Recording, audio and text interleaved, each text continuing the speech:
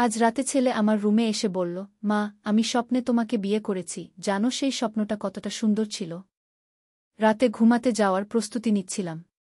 হঠাৎ ছেলে আমার রুমে এসে বলল, মা, তুমি একটু বসো। আমার একটা কথা বলার আছে। আমি বিছানায় বসলাম। আজ দুপুরে ঘুমিয়ে একটা স্বপ্ন দেখেছি।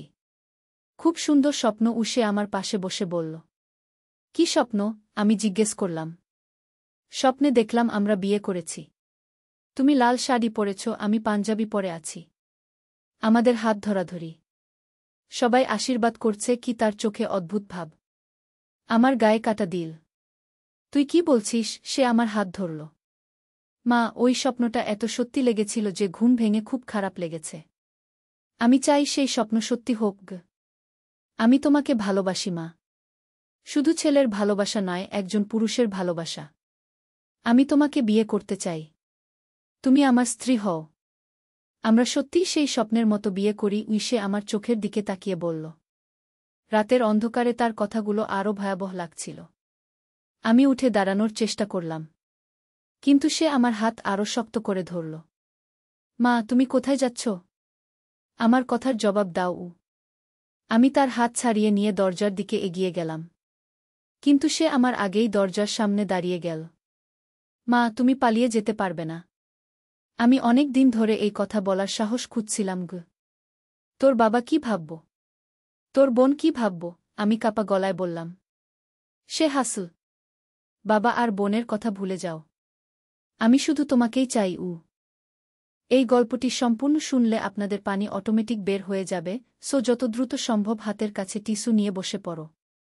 বিছানার চাদর যেন নষ্ট না হয় সেটা সম্পূর্ণ খেয়াল রাখার অনুরোধ জানিয়ে গল্পটি এখন শুরু করব। তার আগে সর্বশেষ অনুরোধ, দয়া করে এমন পানি বের করার গল্প নিয়মিত শুনতে আমাদের চ্যানেলটি সকলেই সাবস্ক্রাইব করুন। ধন্যবাদ।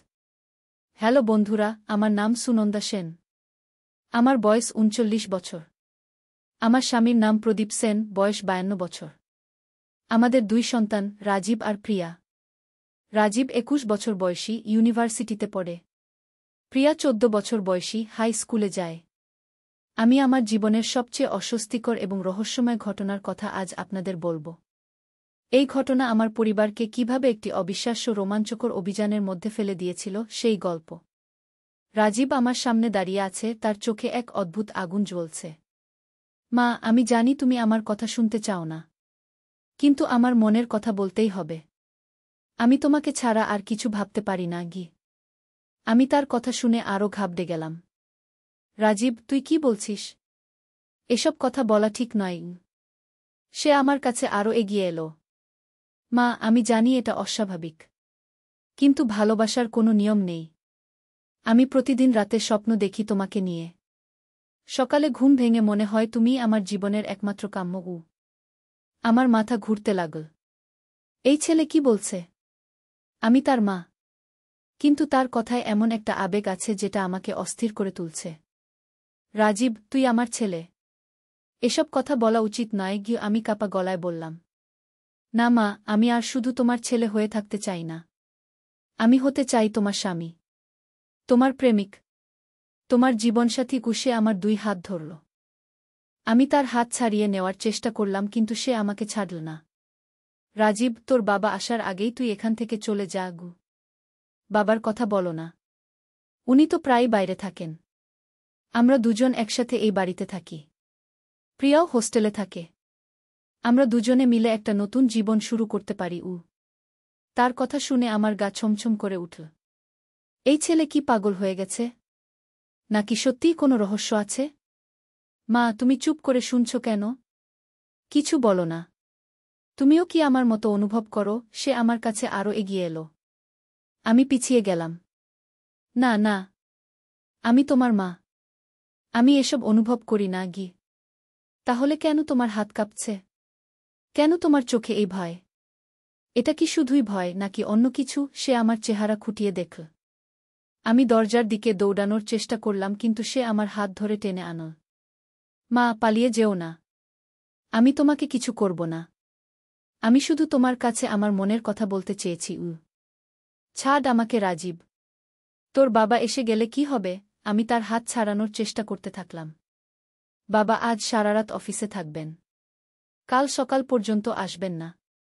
আর প্রিয়াও হোস্টেলে গুইসে আমার চেহারার দিকে তাকিয়ে বলল। আমার মনে হলো যেন পুরো ঘরটা ঘুরছে। এই পরিস্থিতি থেকে কিভাবে বের হব? মা, তুমি একটা কাজ করো। আমার সাথে বসো। আমি তোমাকে একটা গল্প বলি। তারপর তুমি যদি বলো যে আমি ভুল করছি, তাহলে আমি আর কোনো দিন এই বিষয়ে কিছু বলবো না। আমি ভাবলাম হয়তো তার কথা শুনলে সে শান্ত হবে। তারপর আমি তাকে বোঝাতে পারব যে এসব ভাবনা কতটা ভুল। ঠিক আছে, তুই বল। আমি বিছানার এক কোণায় বসলাম। সে আমার পাশে এসে বসল। মা, আমার বয়স যখন 16 বছর, তখন থেকেই আমি তোমার প্রতি আলাদা রকম অনুভূতি করতে শুরু করি। প্রথমে ভেবেছিলাম এটা স্বাভাবিক। কিন্তু দিন যতই যেতে লাগল, এই অনুভূতি ততই প্রবল হতে থাকল। আমি তার কথা শুনে অস্বস্তিতে পড়লাম। রাজীব, এসব কথা। শোনো মা, আমি শেষ করি। যখন আমি কলেজে যেতে শুরু করলাম, তখন অনেক মেয়ের সাথে পরিচয় হল। কিন্তু কারো প্রতিই আমার কোনো আকর্ষণ হল না। আমি বুঝতে পারলাম যে তুমি ছাড়া আর কেউ আমার হৃদয় স্পর্শ করতে পারে না। তার কথা শুনে আমার মনে হচ্ছিল যেন আমি কোনো দুঃস্বপ্নের মধ্যে আছি। আমি অনেক চেষ্টা করেছি এই অনুভূতি ভুলে যেতে। কিন্তু পারিনি। বরং দিন দিন এটা আরও প্রবল হয়েছে। আমি প্রতিদিন তোমাকে দেখি, তোমার সাথে কথা বলি, আর ভাবি যদি তুমি আমার স্ত্রী হতে। থাম রাজীব, আমি চিৎকার করে উঠলাম। আর বলিস না এসব কথা। কিন্তু সে থামল না। মা, আমি জানি তুমি রাগ করবে। কিন্তু আমাকে বলতে দাও। আমি বহু রাত জেগে ভেবেছি। আমি তোমার সাথে সংসার করতে চাই। তোমার যত্ন নিতে চাই। তোমাকে ভালোবাসতে চাই। আমার চোখে জল এলো। রাজীব, তুই কি বলছিস? আমি তোর মা। আমার বয়স 39 বছর। তুই আমার সন্তান। বয়স কোনো ব্যাপার না মা। ভালোবাসার কোনো বয়স নেই। আর তুমি দেখতেও এত সুন্দর যে কেউ বলতে পারবে না তোমার এত বয়সকে। তার প্রশংসা শুনে আমার মন কেমন যেন করল। কিন্তু সাথে সাথেই আমি নিজেকে সামলে নিলাম। রাজীব, তুই আমার ছেলে। একজন মায়ের প্রতি ছেলের এমন অনুভূতি হওয়া স্বাভাবিক নয়। তোর কোনো মানসিক সমস্যা হয়েছে কি? না মা, আমার কোনো মানসিক সমস্যা নেই। আমি পুরোপুরি সুস্থ। আমি শুধু তোমাকে ভালোবাসি। এর চেয়ে স্বাভাবিক আর কিছু নেই। আমি উঠে দাঁড়ানোর চেষ্টা করলাম, কিন্তু সে আমার হাত ধরে বসিয়ে রাখল। মা, আমার কথা শেষ হয়নি। আমি তোমাকে আরও কিছু বলতে চাই। না রাজীব, আমি আর শুনতে পারব না। তুই এখনই এখান থেকে বের হয়ে যা। ঠিক আছে মা, আমি যাব। কিন্তু যাওয়ার আগে তোমাকে একটা জিনিস দেখাতে চাই। সে তার পকেট থেকে একটা ছোট বাক্স বের করল। এটা কি? আমি জিজ্ঞেস করলাম। খুলে দেখো। সে বাক্সটা আমার হাতে দিল। আমি কাপা হাতে বাক্সটা খুললাম। ভেতরে একটা সোনার আংটি। খুবই সুন্দর। এটা তোমার জন্য কিনেছি। আমি চাই তুমি এটা পরো। এটা আমার ভালোবাসার নিদর্শন। আমি আংটিটা তার দিকে ফেরত দিতে গেলাম। না, আমি এটা নিতে পারব না। কেন নিতে পারবে না? এটা তোমারই জন্য। সে আংটিটা আমার হাত থেকে নিয়ে আমার আঙুলে পরিয়ে দেওয়ার চেষ্টা করল। না রাজীব, এটা ঠিক না। আমি আমার হাত সরিয়ে নিলাম। মা, তুমি কেন এত কষ্ট দিচ্ছ? আমি তোমাকে শুধু ভালোবাসতে চাই। এই মুহূর্তে হঠাৎ করে দরজায় কড়া নাড়ার আওয়াজ হল। আমরা দুজনেই চমকে উঠলাম। কে? আমি জিজ্ঞেস করলাম। আমি প্রদীপ। দরজা খোলো। আমার স্বামীর আওয়াজ শুনে আমি আর রাজীব দুজনেই ঘাবড়ে গেলাম। রাজীব তাড়াতাড়ি আংটিটা তার পকেটে রেখে দিল। মা, বাবা কেন এত রাতে এলেন? উনি তো কাল সকাল পর্যন্ত আসার কথা না। রাজীব ফিসফিস করে বলল। আমি কি করে জানব? তুই তাড়াতাড়ি তোর রুমে চলে যা। আমি তাকে ধাক্কা দিয়ে দরজার দিকে পাঠিয়ে দিলাম। রাজীব দরজা খুলে তার রুমে চলে গেল। আমি শাড়ি ঠিক করে প্রদীপের জন্য দরজা খুললাম। এত দেরিতে কেন? অফিসে থাকার কথা না? আমি জিজ্ঞেস করলাম। কাজ তাড়াতাড়ি শেষ হয়ে গেছে, তাই বাড়ি চলে এলাম। প্রদীপ ভেতরে এলো। তুমি কি করছিলে? কিছু না, শুধু ঘুমানোর প্রস্তুতি নিচ্ছিলাম। আমি মিথ্যা বললাম। প্রদীপ তার জামা খুলতে খুলতে বলল, রাজীব কোথায়? তার রুমে। আমি জবাব দিলাম। আচ্ছা। প্রদীপ বিছানায় শুয়ে পড়ল। আমি খুব ক্লান্ত। আজকে তোমার সাথে কথা বলতে ইচ্ছা করছে না। আমি স্বস্তির নিঃশ্বাস ফেললাম। অন্তত আজ রাতের মতো বেঁচে গেলাম। কিন্তু রাতে ঘুম আসছিল না। রাজীবের কথাগুলো বারবার মনে পড়ছিল। এই ছেলে সত্যিই কি ভাবছে? এটা কি কোনো অসুখ, নাকি সত্যিই ভালোবাসা? পরের দিন সকালে প্রদীপ অফিসে গেল। রাজীব এখনো ঘুমাচ্ছে। আমি চা বানিয়ে বারান্দায় বসে ভাবছিলাম। হঠাৎ রাজীব এসে আমার পাশে বসল। মা, গত রাতের কথা মনে আছে? আমি তার দিকে তাকালাম না। ভুলে যা সব। এসব নিয়ে আর ভাবিস না গু। আমি ভুলতে পারব না মা। আমি তোমাকে বলেছি যে আমি তোমাকে ভালোবাসি। এটা সত্যি গু। রাজীব, আমি তোর মা। এসব কথা আর বলিস না গি। আমি তার দিক থেকে মুখ ফিরিয়ে নিলাম। মা, তুমি যদি আমার কথা না শোনো তাহলে আমি বাবাকে বলে দেব গু। আমি চমকে তার দিকে তাকালাম। কি বলবি? আমি বাবাকে বলব যে আমি তোমাকে ভালোবাসি আর তোমাকে বিয়ে করতে চাই। আমার মাথা ঘুরে গেল। তুই পাগল হয়ে গেছিস? হ্যাঁ, তোমার ভালোবাসায় পাগল হয়ে গেছি। সে আমার হাত ধরল। রাজীব, তোর বাবাকে এসব বললে কি হবে জানিস? পুরো পরিবার ভেঙে যাবে গু। তাহলে তুমি আমার কথা শোনো। আমার প্রস্তাব মেনে নাও। আমি অবাক হয়ে তার দিকে তাকালাম। কোনো প্রস্তাব? আমি তোমাকে বিয়ে করতে চাই। তুমি আমার স্ত্রী হও। আমি উঠে দাঁড়ানোর চেষ্টা করলাম, কিন্তু সে আমার হাত ধরে বসিয়ে রাখল। মা, তুমি পালিয়ে যেতে পারবে না। আমি এই বিষয়ে খুবই সিরিয়াস গু। রাজীব, তুই কি বলছিস বুঝতে পারছিস? আমি তোর মা। তুই আমার ছেলে। এটা কি করে সম্ভব? মা, আমি সব ভেবেছি। আমরা এই বাড়ি ছেড়ে অন্য কোথাও চলে যেতে পারি। নতুন পরিচয় নিয়ে থাকতে পারি গি। তার কথা শুনে আমার মনে হলো আমি কোনো দুঃস্বপ্নে আছি। রাজীব, তোর বোনের কথা ভাব। প্রিয়ার কি হবে? প্রিয়া বড় হয়ে গেছে। সে নিজেই নিজের যত্ন নিতে পারবে।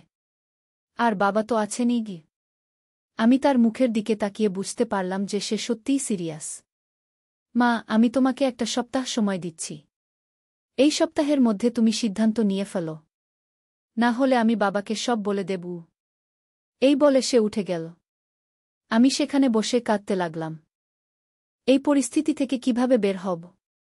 রাজীব যদি সত্যিই প্রদীপকে সব বলে দেয় তাহলে কি হবে? দুপুরের দিকে প্রিয়া হোস্টেল থেকে বাড়ি এলো। মা, তুমি কাঁদছ কেন? আমি চোখ মুছে বললাম, কিছু না বেটা। একটু মাথা ব্যথা করছিল। মাথা ব্যথার জন্য কান্না? প্রিয়া সন্দেহের চোখে আমার দিকে তাকাল। না না, কিছু না। তুই বল, হোস্টেলে কেমন কাটছে? প্রিয়া আমার পাশে বসল। মা, আমার দাদা আজকাল কেমন যেন অদ্ভুত ব্যবহার করছে। তুমি খেয়াল করেছ? আমার মন কেমন করল। প্রিয়াও কি কিছু বুঝতে পারছে? কি রকম অদ্ভুত? আমি জিজ্ঞেস করলাম। মানে, সে তোমার দিকে এমনভাবে তাকায় যেটা আমার ভালো লাগে না। আর তোমার সাথে কথা বলার সময় তার আচরণটাও অদ্ভুত। আমি বুঝতে পারলাম যে প্রিয়াও কিছুটা সন্দেহ করছে। তুই বেশি ভাবিস না। রাজীব বড় হয়ে গেছে। তার মধ্যে কিছু পরিবর্তন আসতেই পারে। আমি প্রিয়াকে বোঝানোর চেষ্টা করলাম। কিন্তু মা, গতকাল আমি দেখলাম সে তোমার ছবির দিকে অনেকক্ষণ ধরে তাকিয়ে আছে। আর মুখে একটা অদ্ভুত হাসি। প্রিয়ার কথা শুনে আমার গা ছমছম করে উঠল। কোন ছবি? আমি জিজ্ঞেস করলাম। আমাদের পারিবারিক ছবিগুলোর মধ্যে যেটাতে শুধু তুমি আছো। লাল শাড়ি পরা সেই ছবিটা গু। আমার মনে পড়ল গত বছর পুজোর সময় তোলা একটা ছবি। আমি লাল বেনারসি শাড়ি পরেছিলাম। আর মা, একটা বিষয় খেয়াল করেছি। দাদা যখন তোমার সাথে কথা বলে তখন তার গলার স্বর একদম পাল্টে যায়।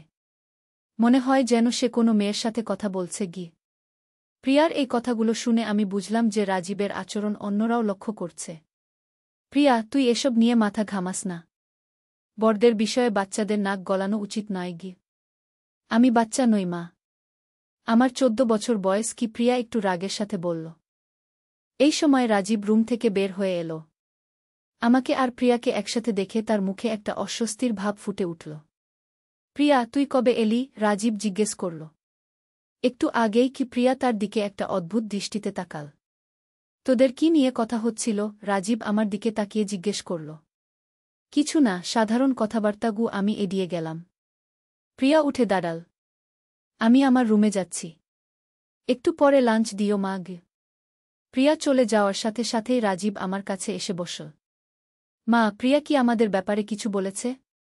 আমাদের ব্যাপারে মানে কি? আমি রাগের সাথে বললাম। মানে আমি যে তোমাকে ভালোবাসি সেই ব্যাপারে গু। রাজীব, আমাদের কোনো ব্যাপার নেই। তুই এসব ভাবনা মাথা থেকে বের কর গু। সে আমার হাত ধরল। মা, আমি জানি তুমি আমাকে এড়িয়ে যাওয়ার চেষ্টা করছ। কিন্তু এতে কোনো লাভ নেই। আমি তোমাকে ভালোবাসি এবং এই ভালোবাসা দিন দিন আরও বেড়ে চলেছে গি। আমি তার হাত ছাড়িয়ে নিলাম। রাজীব, তুই একজন সাইকোলজিস্টের কাছে যাবি। তোর মানসিক চিকিৎসার প্রয়োজন। আমার কোনো মানসিক সমস্যা নেই মা। আমার শুধু তোমার প্রয়োজন। সে আমার কাছে আরও এগিয়ে এলো। তুই আমার থেকে দূরে থাক। আমি উঠে দাঁড়ালাম। মা, আমি তোমাকে 7 দিনের সময় দিয়েছি। এর মধ্যে তুমি সিদ্ধান্ত নাও। না হলে আমি বাবাকে সব বলে দেব। তার হুমকি শুনে আমার ভয় লাগল। রাজীব আমার দিকে একটা অর্থবহ দৃষ্টিতে তাকিয়ে বলল, ভবিষ্যতের কথা ভাবছি। আমার জীবনে যে মানুষটা সবচেয়ে গুরুত্বপূর্ণ তাকে নিয়ে কি করব সেই ভাবনা গ। আমি বুঝতে পারলাম সে আমার কথাই বলছে। প্রিয়া যদিও পুরোপুরি বুঝতে পারল না, তবে সে একটা কিছু আঁচ করল। লাঞ্চের পর প্রিয়া আবার হোস্টেলে চলে গেল। রাজীব আমার কাছে এলো। মা, আমরা দুজন একা আছি। চলো আমরা আমাদের ভবিষ্যৎ নিয়ে কথা বলি। রাজীব, আমাদের কোনো ভবিষ্যৎ নেই। তুই এসব ভাবনা ছাড়। আছে মা। আমি জানি তুমি আমাকে ভালোবাসো। তুমি শুধু স্বীকার করতে পারছো না গি। আমি তোমাকে ভালোবাসি।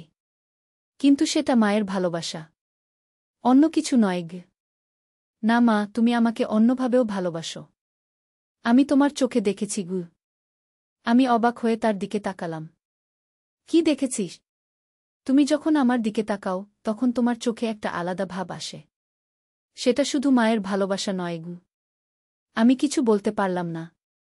কারণ আমি নিজেও কখনো কখনো অনুভব করি যে রাজীবের প্রতি আমার অনুভূতি একটু আলাদা। কিন্তু আমি সেটা স্বীকার করতে পারি না। মা, তুমি চুপ করে আছো কেন? আমি কি ভুল বলছি? আমি মাথা নেড়ে বললাম, হ্যাঁ, তুই ভুল বলছিস গু। তাহলে কেন তুমি আমার থেকে চোখ সরিয়ে নিচ্ছ? কেন তোমার গলার স্বর কাঁপছে? সত্যিই আমার গলার স্বর কাঁপছিল। আমি নিজেকে সামলানোর চেষ্টা করলাম। রাজীব, আমি তোর মা। এই সম্পর্ক ছাড়া আমাদের মধ্যে আর কিছু হতে পারে না গে। পারে মা। অনেক কিছুই সম্ভব এই পৃথিবীতে। শুধু সাহস লাগে। তার কথা শুনে আমার মনে একটা দ্বন্দ্ব তৈরি হল। একদিকে আমি জানি যে এটা ভুল, অন্যদিকে রাজীবের ভালোবাসার আবেগ আমাকে কিছুটা প্রভাবিত করছে। সন্ধ্যার দিকে প্রদীপ বাড়ি ফিরল। ডিনারের সময় রাজীব বলল, বাবা, আমি আপনার সাথে একটা গুরুত্বপূর্ণ কথা বলতে চাই। আমার হৃদযন্ত্র প্রায় বন্ধ হয়ে গেল। রাজীব কি সত্যিই প্রদীপকে সব বলে দেবে? কি কথা? প্রদীপ জিজ্ঞেস করল। আমি বিয়ে করতে চাই। রাজীব বলল। আমি স্বস্তির নিঃশ্বাস ফেললাম। অন্তত এই মুহূর্তে সে সত্যিকারের কথা বলল না। বিয়ে? এত তাড়াতাড়ি? তোর তো এখনও পড়াশোনা শেষ হয়নি। প্রদীপ বলল।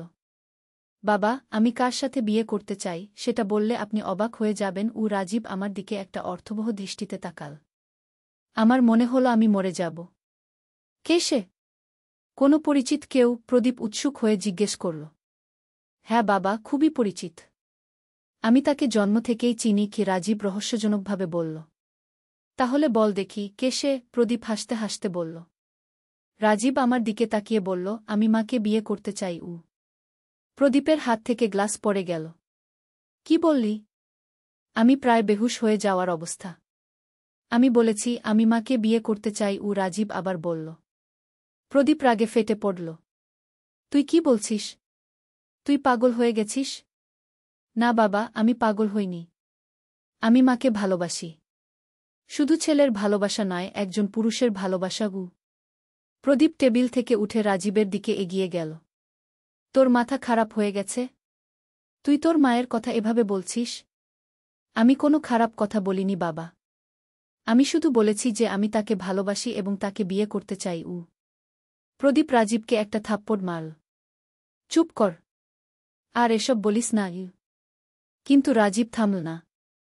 বাবা, আপনি আমাকে মারতে পারেন, কিন্তু আমার ভালোবাসা বদলাতে পারবেন না। আমি মাকে ভালোবাসি এবং তাকে বিয়ে করব। প্রদীপ আরও রেগে গেল। তুই এই বাড়িতে থাকতে পারবি না। এখনই বের হয়ে যাগ। আমি যাব। কিন্তু মাকেও সাথে নিয়ে যাব। রাজীব আমার দিকে তাকিয়ে বলল। আমি কিছু বলতে পারছিলাম না, শুধু কাঁদছিলাম। সুনন্দা, তুই কিছু বল। তোর ছেলে এসব কি বলছে? প্রদীপ আমার দিকে তাকিয়ে বলল। আমি কাঁদতে কাঁদতে বললাম, আমি জানি না কি বলবো। রাজীব কয়েকদিন ধরে এসব কথা বলছে কি? তুই জানতিস? তাহলে আমাকে বলিসনি কেন? প্রদীপ রেগে বলল। আমি ভেবেছিলাম হয়তো এমনি ভুলে যাবে। আমি কাঁদতে কাঁদতে বললাম। প্রদীপ রাজীবের দিকে তাকিয়ে বলল, তুই আজই এই বাড়ি ছেড়ে চলে যাবি। আর কোনোদিন এখানে ফিরে আসবি না। ঠিক আছে বাবা, আমি যাব। কিন্তু মাকেও সাথে নিয়ে যাব। রাজীব আমার হাত ধরার চেষ্টা করল। আমি তার হাত সরিয়ে দিলাম। না রাজীব, আমি তোর সাথে কোথাও যাব না। কেন মা? তুমি কি আমাকে ভালোবাসো না? রাজীব জিজ্ঞেস করল। আমি তোমাকে ভালোবাসি, কিন্তু মায়ের ভালোবাসা তুই যেভাবে চাইছিস সেভাবে নয়। রাজীবের চোখে জল এলো। তাহলে আমি একা চলে যাব। কিন্তু আমার ভালোবাসা কোনোদিন বদলাবে না। এই বলে সে তার রুমে চলে গেল। একটু পরে সুটকেস নিয়ে বের হল। আমি যাচ্ছি, কিন্তু মনে রাখবেন একদিন আমি ফিরে আসব। আর তখন মাকে সাথে নিয়ে যাব। এই বলে সে বাড়ি থেকে বের হয়ে গেল। প্রদীপ আর আমি দুজনেই নীরব হয়ে বসে রইলাম। সুনন্দা, তুই আমাকে সত্যি বল, রাজীব কতদিন ধরে এসব কথা বলছিল? প্রদীপ আমার দিকে তাকিয়ে বলল। আমি সব খুলে বললাম। রাজীব কিভাবে আমাকে তার ভালোবাসার কথা বলেছিল, কিভাবে আমাকে বিয়ের প্রস্তাব দিয়েছিল, সব। তুই তখন আমাকে বলিসনি কেন? প্রদীপ জিজ্ঞেস করল। আমি ভেবেছিলাম হয়তো এমনি ঠিক হয়ে যাবে। আমি জানতাম না যে রাজীব এত সিরিয়াস। প্রদীপ মাথা নেড়ে বলল, আমাদের ছেলেটার মাথা খারাপ হয়ে গেছে। সেই রাত আমরা দুজনেই ঘুমাতে পারলাম না। রাজীব কোথায় গেল, সে কেমন আছে, এসব ভেবে দুজনেই চিন্তায় পড়ে গেলাম। পরের দিন সকালে প্রিয়া হোস্টেল থেকে এলো। দাদা কোথায়? সে জিজ্ঞেস করল। সে বাইরে গেছে। আমি বলতে পারলাম না যে রাজীব বাড়ি ছেড়ে চলে গেছে। কিন্তু প্রিয়া বুঝতে পারল। দাদা বাড়ি ছেড়ে চলে গেছে, তাই না? আমি মাথা নেড়ে সায় দিলাম। আমি জানতাম এমন কিছু একটা হবে। দাদার আচরণ অনেক দিন ধরেই অস্বাভাবিক ছিল। প্রিয়া বলল। 3 দিন পর রাজীবের ফোন এলো। মা, আমি ভালো আছি। তুমি কেমন আছো? তুই কোথায় আছিস? আমি জিজ্ঞেস করলাম। আমি আমার এক বন্ধুর বাড়িতে আছি। মা, আমি তোমাকে খুব মিস করছি। আমিও তাকে মিস করছিলাম। যত রাগী করি সে তো আমার ছেলে। তুই বাড়ি চলে আয়, আমরা সব ভুলে যাব। আমি তাকে বললাম। আমি আসব মা, কিন্তু শর্ত হলো তুমি আমার প্রস্তাব নিয়ে আবার ভাববে। রাজীব, এসব নিয়ে আর ভাবিস না। তুই বাড়ি চলে আয়। না মা, আমি আমার অবস্থানে অটল আছি। আমি তোমাকে ভালোবাসি এবং তোমাকে বিয়ে করতে চাই। আমি ফোন কেটে দিলাম।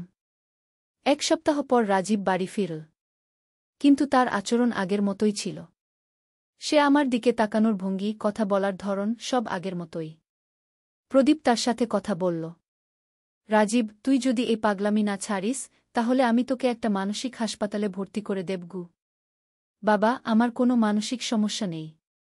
আমি শুধু মাকে ভালোবাসি। রাজীব জবাব দিল। এর কিছুদিন পর একটা আশ্চর্য ঘটনা ঘটল। রাজীব হঠাৎ করে তার আচরণ পাল্টে ফেল। সে আর আমার দিকে অদ্ভুতভাবে তাকাত না, আর অস্বাভাবিক কথাবার্তাও বলত না। একদিন আমি তাকে জিজ্ঞেস করলাম, রাজীব, তুই হঠাৎ এত পাল্টে গেলি কেন? সে হাসল। মা, আমি একটা সত্যি বুঝতে পেরেছি। কি সত্যি? আমি বুঝতে পেরেছি যে আমি তোমাকে সত্যিকার অর্থে ভালোবাসি না। আমি আসলে অন্য কাউকে ভালোবাসি। আমি অবাক হয়ে জিজ্ঞেস করলাম, কাকে? আমাদের প্রতিবেশী মীরার মাকে। অবশ্যকা আন্টি। রাজীব বলল। আমি আরও অবাক হলাম। কি বলছিস? হ্যাঁ মা, আমি অবশ্যকা আন্টিকে ভালোবাসি। উনি তোমার মতোই সুন্দর, তোমার বয়সীও। আমি গত কয়েকদিন ধরে উনার সাথে কথা বলেছি। উনিও আমাকে ভালোবাসেন। আমার মনে হলো আমি স্বপ্ন দেখছি। রাজীব আমাকে ভুলে গিয়ে অন্য কাউকে ভালোবেসেছে। তুই কি বলছিস রাজীব? এটা কি করে সম্ভব? সব কিছুই সম্ভব মা। আমি ভেবেছিলাম তোমাকে ভালোবাসি, কিন্তু আসলে আমি পরিণত বয়সী মহিলাদের প্রতি আকর্ষণ অনুভব করি। আর অবশ্যকা আন্টি আমার আদর্শ পার্টনার। আমি ভাবলাম, এটা কি সত্যিই হতে পারে? রাজীব কি সত্যিই আমাকে ভুলে গেছে? পরের কয়েকদিন রাজীবের আচরণ দেখে মনে হচ্ছিল সে সত্যিই পাল্টে গেছে। সে আর আমার দিকে অদ্ভুতভাবে তাকাত না, বরং প্রায়ই বাইরে যেত এবং বলত যে অবশ্যকা আন্টির সাথে দেখা করতে যাচ্ছে। একদিন প্রিয়া আমাকে বলল, মা, দাদার সাথে অবশ্যকা আন্টির সত্যিই কোনো সম্পর্ক আছে কি? আমি জানি না বেটা। তোর দাদা বলেছে যে সে অবশ্যকা আন্টিকে ভালোবাসে গি। কিন্তু অবশ্যকা আন্টির তো স্বামী আছে, আর তার বয়সও দাদার চেয়ে অনেক বেশি। প্রিয়া বলল। আমি বুঝতে পারলাম যে এই পুরো ব্যাপারটাতে কিছু একটা গণ্ডগোল আছে। সেদিন সন্ধ্যায় আমি রাজীবকে জিজ্ঞেস করলাম, রাজীব, তুই সত্যি কথা বল, তোর আর অবশ্যকা আন্টির মধ্যে কি চলছে? রাজীব হেসে বলল, মা, আমি তোমার সাথে একটা খেলা খেলছিলাম গু। কি খেলা? আমি অবাক হয়ে জিজ্ঞেস করলাম। আমি বৃষ্টির মধ্যে একটা ছাতার নিচে দাঁড়িয়ে ছেলে এমন প্রেমের প্রস্তাব দিল যে আমার চোখে বৃষ্টি না অশ্রু জমল, বুঝতে পারলাম না গি। হঠাৎ বৃষ্টি শুরু হল। আমরা বাসস্টপে আটকে পড়েছি। একটা ছোট ছাতা আছে, তাতে দুজনে কষ্ট করে দাঁড়িয়েছি। বৃষ্টির ফোঁটা আমার শাড়িতে পড়ছে। ছেলে আমাকে কাছে টেনে নিল। মা, এভাবে কাছে এসো, ভিজে যাবে। আমি তার গায়ের গন্ধ পেলাম। বৃষ্টিটা কেমন সুন্দর, তাই না মা? আমি মাথা নেড়ে হ্যাঁ বললাম। আকাশে বজ্রপাত হল। আমি চমকে তার গায়ে হেলে পড়লাম। ভয় পেজো না, আমি আছি কি? তার হাত আমার কাঁধে এল। মা, এই বৃষ্টির মতোই আমার ভালোবাসা তোমার উপর ঝরছে। আমি তার দিকে তাকালাম। কি বলছিস? বৃষ্টির শব্দে তার কথা প্রায় শোনা যাচ্ছিল না। আমি তোমাকে ভালোবাসি মা। শুধু মা হিসেবে নয়, একজন নারী হিসেবে। কি ছাতার নিচে আমরা একদম কাছে ছিলাম। তার নিঃশ্বাস আমার গালে লাগছিল। এই বৃষ্টি ধুয়ে দিক আমাদের সম্পর্কের সীমানা। আমি কিছু বলতে পারলাম না। তুমি আমাকে বিয়ে করো মা। বৃষ্টি আরও জোরে হল। এই গল্পটি সম্পূর্ণ শুনলে আপনাদের পানি অটোমেটিক বের হয়ে যাবে, সো যত দ্রুত সম্ভব হাতের কাছে টিস্যু নিয়ে বসে পড়ো। বিছানার চাদর যেন নষ্ট না হয় সেটা সম্পূর্ণ খেয়াল রাখার অনুরোধ জানিয়ে গল্পটি এখন শুরু করব। তার আগে সর্বশেষ অনুরোধ, দয়া করে এমন পানি বের করার গল্প নিয়মিত শুনতে আমাদের চ্যানেলটি সকলেই সাবস্ক্রাইব করুন। ধন্যবাদ। হ্যালো বন্ধুরা, আমার নাম রীতা সেন। আমার বয়স 40 বছর। আমার স্বামীর নাম রাজীব সেন, বয়স 43 বছর। আমাদের 2 সন্তান, তনয় আর পূজা। তনয় 20 বছর বয়সী, বিশ্ববিদ্যালয়ে পড়ে। পূজা 14 বছর বয়সী, স্কুলে যায়।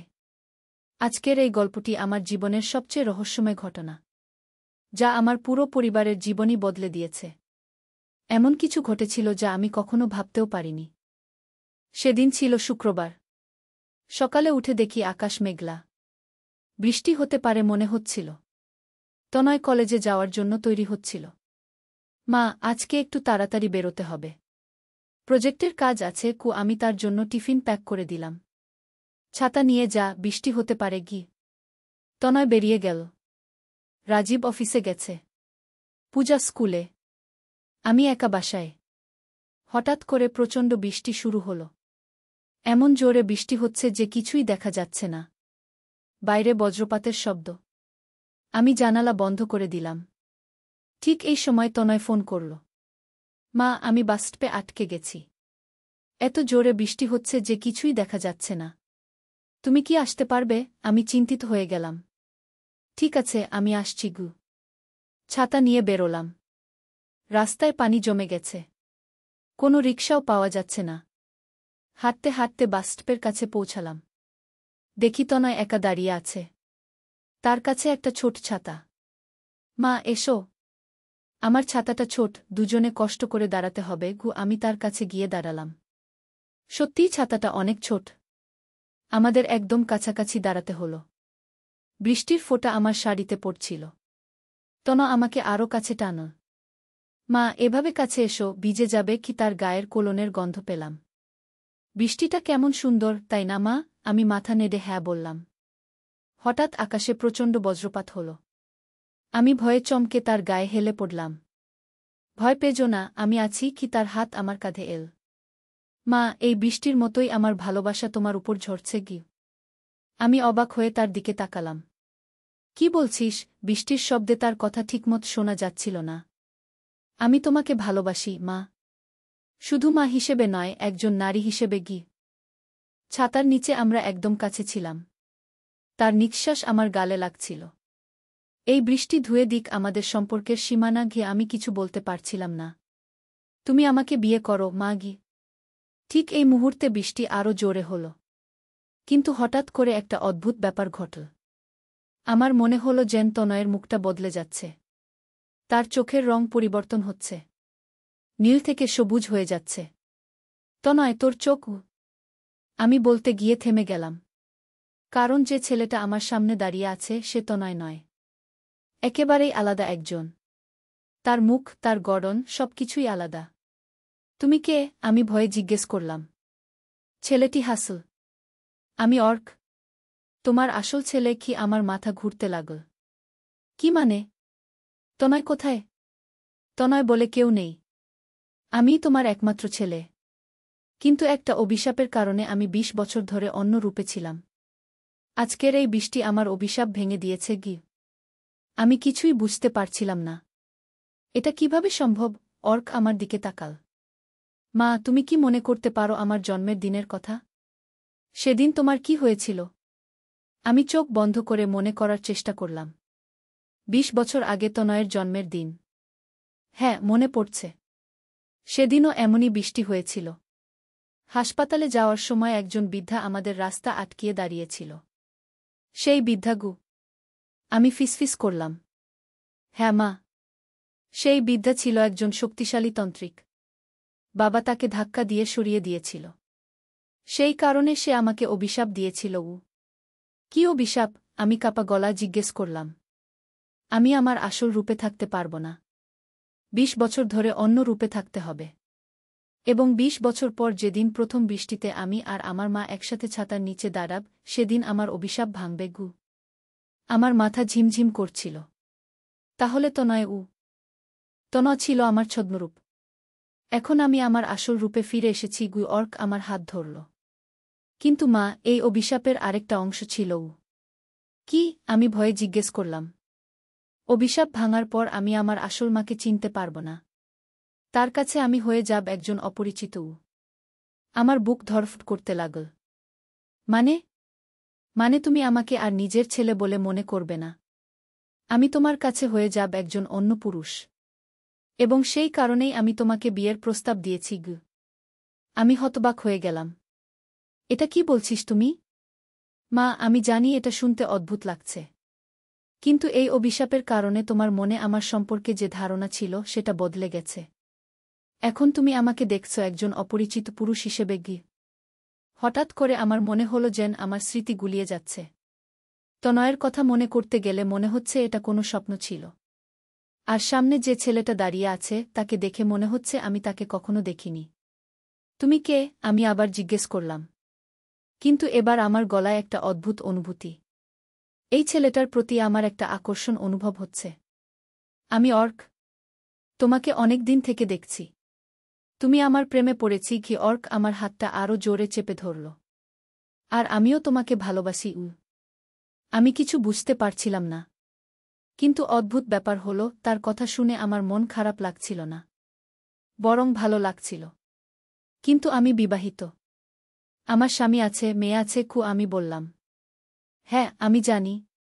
কিন্তু আমি তোমাকে এত ভালোবাসি যে তুমি যদি আমাকে একটা সুযোগ দাও। অর্ক আমার চোখের দিকে তাকাল। তার চোখে এত ভালোবাসা যে আমার মন গলে যাচ্ছিল। ঠিক এই মুহূর্তে আমার ফোন বাজল। রাজীবের কল। হ্যালো। আমি কল রিসিভ করলাম। রিতা, তুমি কোথায়? তনয়কে খুঁজে পাচ্ছি না। সে কলেজ থেকেও ফিরে আসেনি। রাজীবের গলায় চিন্তার সুর। তনয়কে? আমি অবাক হয়ে জিজ্ঞেস করলাম। কি যেন একটা নাম যা আমার মনে অস্পষ্টভাবে ভেসে আসছে, কিন্তু পরিষ্কার করে মনে করতে পারছি না। কি বলছিস তুমি? তনয় মানে আমাদের ছেলে? রাজীব চিৎকার করল। আমার মাথা ঘুরতে লাগল। কোনো ছেলে? আমাদের তো শুধু মেয়ে আছে, পূজা। তাহলে এই তনয়কে? রাজীব, আমাদের কোনো ছেলে নেই। শুধু পূজা আছে। আমি বললাম। ফোনের ওপাশে রাজীব নিশ্চুপ হয়ে গেল। তারপর বলল, রিতা, তুমি কি বলছ? তনয় আমাদের বড় ছেলে। তোমার মাথা ঠিক আছে তো? আমি ফোন কেটে দিলাম। কি হচ্ছে আমার? কেন আমার মনে হচ্ছে যেন কোনো ছেলের কথা ভুলে যাচ্ছি? অর্ক আমার কাঁধে হাত রাখল। চিন্তা করো না। এটা অভিশাপের প্রভাব। তোমার স্মৃতি থেকে তনয়ের অস্তিত্ব মুছে যাচ্ছে। কারণ সে ছিল আমার ছদ্মরূপ কিন্তু রাজীব কেন তনয়ের কথা বলছে? আমি জিজ্ঞেস করলাম। কারণ অভিশাপটা শুধু তোমার উপর কাজ করেছে। বাকি সবার কাছে তনয় সত্যিকারের ছিল। কিন্তু তুমি যেহেতু আমার আসল মা, তাই তোমার কাছে সত্যটা প্রকাশ পেয়েছে গিয়ে। আমার মনে হচ্ছিল যেন আমি কোনো স্বপ্নের ভেতর আছি। তাহলে এখন কি হবে? এখন তুমি সিদ্ধান্ত নাও। তুমি কি আমার সাথে নতুন জীবন শুরু করবে? নাকি পুরনো জীবনেই থেকে যাবে? অর্ক আমার চোখের দিকে তাকাল। আমি কিছু বলতে পারলাম না। এত বড় একটা সিদ্ধান্ত হঠাৎ করে নেওয়া সম্ভব নয়। আমাকে সময় দাও আমি বললাম। ঠিক আছে। কিন্তু বেশি সময় নেই। অভিশাপের প্রভাব শুধু 7 দিনের জন্য কাজ করবে। তারপর সবকিছু আবার আগের মতো হয়ে যাবে অর্ক বলল। মানে? 7 দিন পর তুমি আবার আমাকে তোমার ছেলে তনয় বলে মনে করবে। আর আমি আবার আমার ছদ্মরূপে ফিরে যাব। তখন আর কিছু করার থাকবে না আমার বুকটা ধক করে উঠল। কেন জানি না, এই ছেলেটাকে হারানোর চিন্তায় আমার খারাপ লাগছিল। ততক্ষণে বৃষ্টি কমে এসেছে। চল, আমি তোমাকে বাসায় পৌঁছে দিই অর্ক বলল। রাস্তায় হাঁটতে হাঁটতে আমি তার দিকে তাকাচ্ছিলাম। সত্যিই সে অনেক সুন্দর। তার মুখে একটা অদ্ভুত আকর্ষণ আছে। কিন্তু সে যা বলছে সেটা কি সত্যি হতে পারে? বাসার সামনে পৌঁছে অর্ক বলল, আমি কাল সকালে তোমার জন্য অপেক্ষা করব পার্কে। যদি আসো তুমি আমাকে বেছে নিয়েছ। আর যদি না আসো তাহলে আমি বুঝব তুমি পুরনো জীবনেই থাকতে চাও। আমি বাসায় ঢুকলাম। রাজীব আর পূজা দুজনেই বসে আছে। আমাকে দেখে রাজীব উঠে এল। রিতা, তনয় কোথায়? সে তো ফিরে আসেনি তনয়কে? আমি আবার জিজ্ঞেস করলাম। রাজীব আমার কপালে হাত দিল। জ্বর নেই। তাহলে তুমি তনয়ের কথা ভুলে যাচ্ছ কেন? পূজা আমার কাছে এল। মা, ভাইরা কোথায়? সে তো বলেছিল আজকে আমার সাথে পড়বে কোনো ভাইজা? আমি অবাক হয়ে জিজ্ঞেস করলাম। পূজা কান্না শুরু করল। মা, তোমার কি হয়েছে? তনয় ভাইয়া আমার বড় ভাই আমি বিছানায় বসে পড়লাম। আমার মাথা ভার লাগছিল। সবাই তনয়ের কথা বলছে কিন্তু আমার কিছুই মনে পড়ছে না। রাতে শুয়ে শুয়ে অর্কের কথা ভাবছিলাম। তার কথা কি সত্যি? সত্যিই কি আমার কোনো ছেলে ছিল যার নাম তনয়? আর এখন সে অর্ক নামের অন্য কেউ হয়ে গেছে? পরের দিন সকালে উঠে দেখি রাজীব অফিসে চলে গেছে। পূজাও স্কুলে গেছে। আমি একা। মনে মনে ভাবলাম পার্কে গিয়ে অর্কের সাথে দেখা করি। অন্তত তার কাছে থেকে পুরো বিশ্বাসটা বুঝি। পার্কে গিয়ে দেখি অর্ক একটা বেঞ্চে বসে আছে। আমাকে দেখে সে উঠে দাঁড়াল। তুমি এসেছ? তুমি আমাকে বেছে নিয়েছ? আমি এখনো কিছু ঠিক করিনি। শুধু তোমার সাথে কথা বলতে এসেছি আমি বললাম। আমরা বেঞ্চে বসলাম। অর্ক, তুমি যা বলছো সেটা যদি সত্যি হয় তাহলে প্রমাণ করো। কি প্রমাণ চাও? সে জিজ্ঞেস করল। তনয়ের ছোটবেলার কিছু ঘটনার কথা বলো যা শুধু আমিই জানি অর্ক একটু ভাবল। তারপর বলল, তুমি মনে করতে পারো তনয়ের 5 বছর বয়সে কি হয়েছিল? আমি চোখ বন্ধ করে ভাবার চেষ্টা করলাম। কিন্তু কিছুই মনে আসছে না। মনে পড়ছে না সেই সময় অর্থাৎ আমি খুব অসুস্থ হয়ে পড়েছিলাম। ডাক্তাররা বলেছিল বাঁচার সম্ভাবনা কম। তুমি রাতদিন আমার সেবা করেছিলে। এমনকি একদিন তুমি আমার জন্য মানত করেছিলে যে আমি সুস্থ হলে তুমি কালী মন্দিরে 108টা প্রদীপ জ্বালাবে। আর সেটাই করেছিলে আমার মনে একটা অস্পষ্ট স্মৃতি ভেসে উঠল। হ্যাঁ, এরকম কিছু একটা হয়েছিল। কিন্তু কার জন্য? কোনো সন্তানের জন্য? আরও একটা কথা বলি। তুমি আমার বাম কানের পেছনে একটা ছোট তিল আছে। সেটা তুমি প্রায় চুমু খেতে অর্ক তার কান দেখাল। সত্যিই তার কানের পেছনে একটা তিল। আর অদ্ভুত ব্যাপার হলো, ওই তিলটা দেখে আমার মনে হলো যেন আমি এটা আগে দেখেছি। তুমি কিভাবে জানো এসব? আমি অবাক হয়ে জিজ্ঞেস করলাম। কারণ আমি তোমার ছেলে। হ্যাঁ, তনয় রূপে থাকার সময় এসব ঘটেছিল অর্ক আমার হাত ধরল। কিন্তু এখন আমি আমার আসল রূপে ফিরে এসেছি আমার মাথা ঘুরছিল। এটা কিভাবে সম্ভব? তুমি যদি সত্যিই আমার ছেলে হও তাহলে আমি কেন তোমাকে অন্য চোখে দেখছি? কারণ অভিশাপের প্রভাব। অভিশাপ অনুযায়ী যখন আমি আসল রূপে ফিরব তখন আমার মা আমাকে চিনতে পারবে না। বরং তার কাছে আমি হব একজন অপরিচিত আকর্ষণীয় পুরুষ। তাহলে আমার এই অনুভূতি। আমি লজ্জিত হলাম। হ্যাঁ, এটা অভিশাপেরই অংশ। তুমি আমার প্রতি আকৃষ্ট হবে। আর আমিও তোমাকে ভালোবাসব, কিন্তু সেটা মা হিসেবে নয়, একজন নারী হিসেবে। অর্ক আমার চোখের দিকে তাকাল। আমি বুঝতে পারছিলাম না কি করব। কিন্তু এটা তো ভুল। তুমি আমার ছেলে। না, এখন আমি তোমার ছেলে নই। এখন আমি অর্ক। একজন স্বতন্ত্র পুরুষ যে তোমাকে ভালোবাসে। কি সে আমার মুখের দিকে ঝুঁকে এল। আমি পিছিয়ে গেলাম। না, এটা ঠিক না। কেন ঠিক না? তুমি কি আমাকে ভালো লাগো না? অর্ক জিজ্ঞেস করল। সত্যি বলতে ভালো লাগছিল। খুবই ভালো লাগছিল। কিন্তু আমার বিবেক বলছিল এটা ভুল। আমি বিবাহিত। আমার স্বামী আছে, মেয়ে আছে। আমি বললাম। হ্যাঁ, কিন্তু তুমি কি খুশি? তোমার বিবাহিত জীবনে তুমি কি সন্তুষ্ট? অর্ক আমার চোখে চোখ রাখল। সত্যি বলতে আমি খুব একটা খুশি ছিলাম না। রাজীব ভালো মানুষ, কিন্তু আমাদের মধ্যে সেই আগের মতো ভালোবাসা নেই। প্রতিদিনের একঘেয়ে জীবন। তুমি আমার সাথে নতুন জীবন শুরু করো। আমি তোমাকে খুব ভালোবাসি। অর্ক আমার হাত চেপে ধরল। কিন্তু 7 দিন পর তো সবকিছু আবার আগের মতো হয়ে যাবে। আমি বললাম। না, যদি তুমি আমাকে বেছে নাও তাহলে অভিশাপ স্থায়ীভাবে ভেঙে যাবে। আমি সবসময় এই রূপেই থাকব। অর্ক বলল। আমি দ্বিধায় ছিলাম। একদিকে আমার পরিবার, অন্যদিকে এই নতুন প্রেম। আমাকে আরও কিছুদিন সময় দাও। আমি বললাম। ঠিক আছে।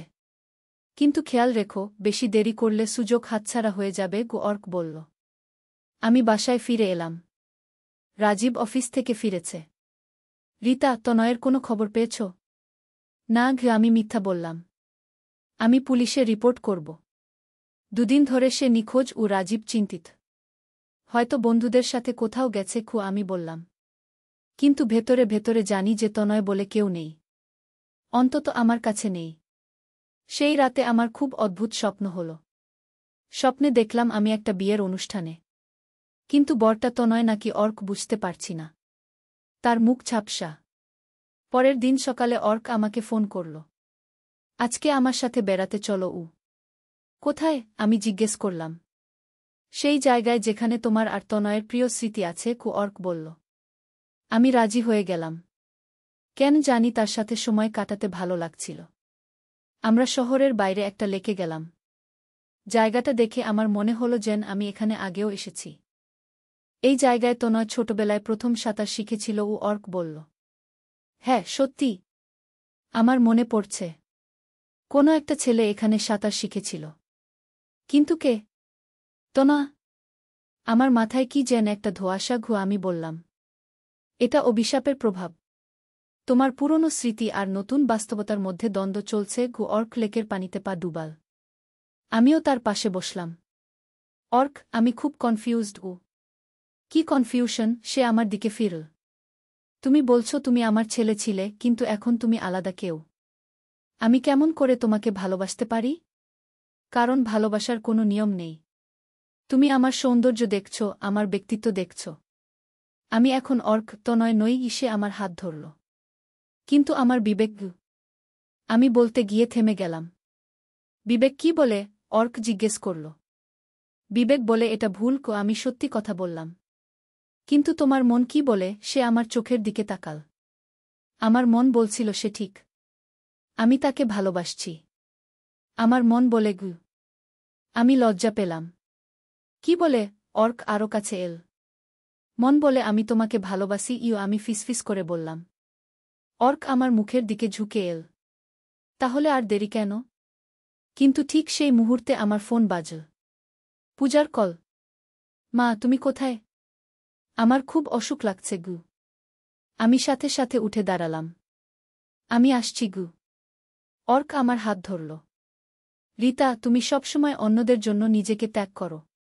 কিছুটা সময় নিজের জন্য ভাবো। কিন্তু পূজা আমার মেয়ে কি? আমি বললাম। হ্যাঁ, সে তোমার মেয়ে। কিন্তু তুমি একজন নারীও। তোমার নিজের খুশির অধিকার আছে। অর্ক বলল। আমি দ্বিধায় ছিলাম। কিন্তু শেষ পর্যন্ত মাতৃত্ব জিতল। আমাকে যেতে হবে গু। বাসায় গিয়ে দেখি পূজার জ্বর। আমি তার সেবা করলাম। রাতে যখন সে ভালো হলো তখন আমি ভাবলাম অর্কের কথা। 3 দিন কেটে গেল। অর্ক প্রতিদিন ফোন করে। কিন্তু আমি তার সাথে দেখা করিনি। পূজার অসুখের কারণে বাইরে যেতে পারিনি। 4র্থ দিন অর্ক এসে বাসার সামনে দাঁড়াল। আমি জানালা দিয়ে দেখলাম। সে খুব দুঃখী দেখাচ্ছে। আমি নিচে গিয়ে তার সাথে দেখা করলাম। কি হয়েছে? রিতা, আর মাত্র 3 দিন বাকি। তারপর আমি আবার তনয় হয়ে যাব ঘু। অর্ক দুঃখ ভরা গলায় বলল। তাতে কি সমস্যা? তুমি তো আমার ছেলে হিসেবে ফিরে আসবে খু। আমি বললাম। কিন্তু আমি তোমাকে ভালোবাসি। ছেলে হিসেবে নয়, একজন পুরুষ হিসেবে গু। অর্ক আমার 2 হাত ধরল। আমার বুকের ভেতর কেঁপে উঠল। অর্কু, তুমি কি আমাকে একেবারেই ভালোবাসো না? সে জিজ্ঞেস করল। ভালোবাসি, আমি স্বীকার করলাম। কিন্তু এটা সম্ভব নয় গু। কেন সম্ভব নয়? আমরা দুজনেই স্বাধীন মানুষ কি? অর্ক বলল। আমি স্বাধীন নই। আমার দায়িত্ব আছে কু। আমি বললাম। তোমার নিজের প্রতি কোনো দায়িত্ব নেই? অর্ক প্রশ্ন করল। আমি কিছু বলতে পারলাম না। রিতা, আমি জানি তুমি খুশি নও। তোমার চোখে সেই উজ্জ্বলতা নেই যা আগে ছিল। অর্ক আমার চোখের দিকে তাকাল।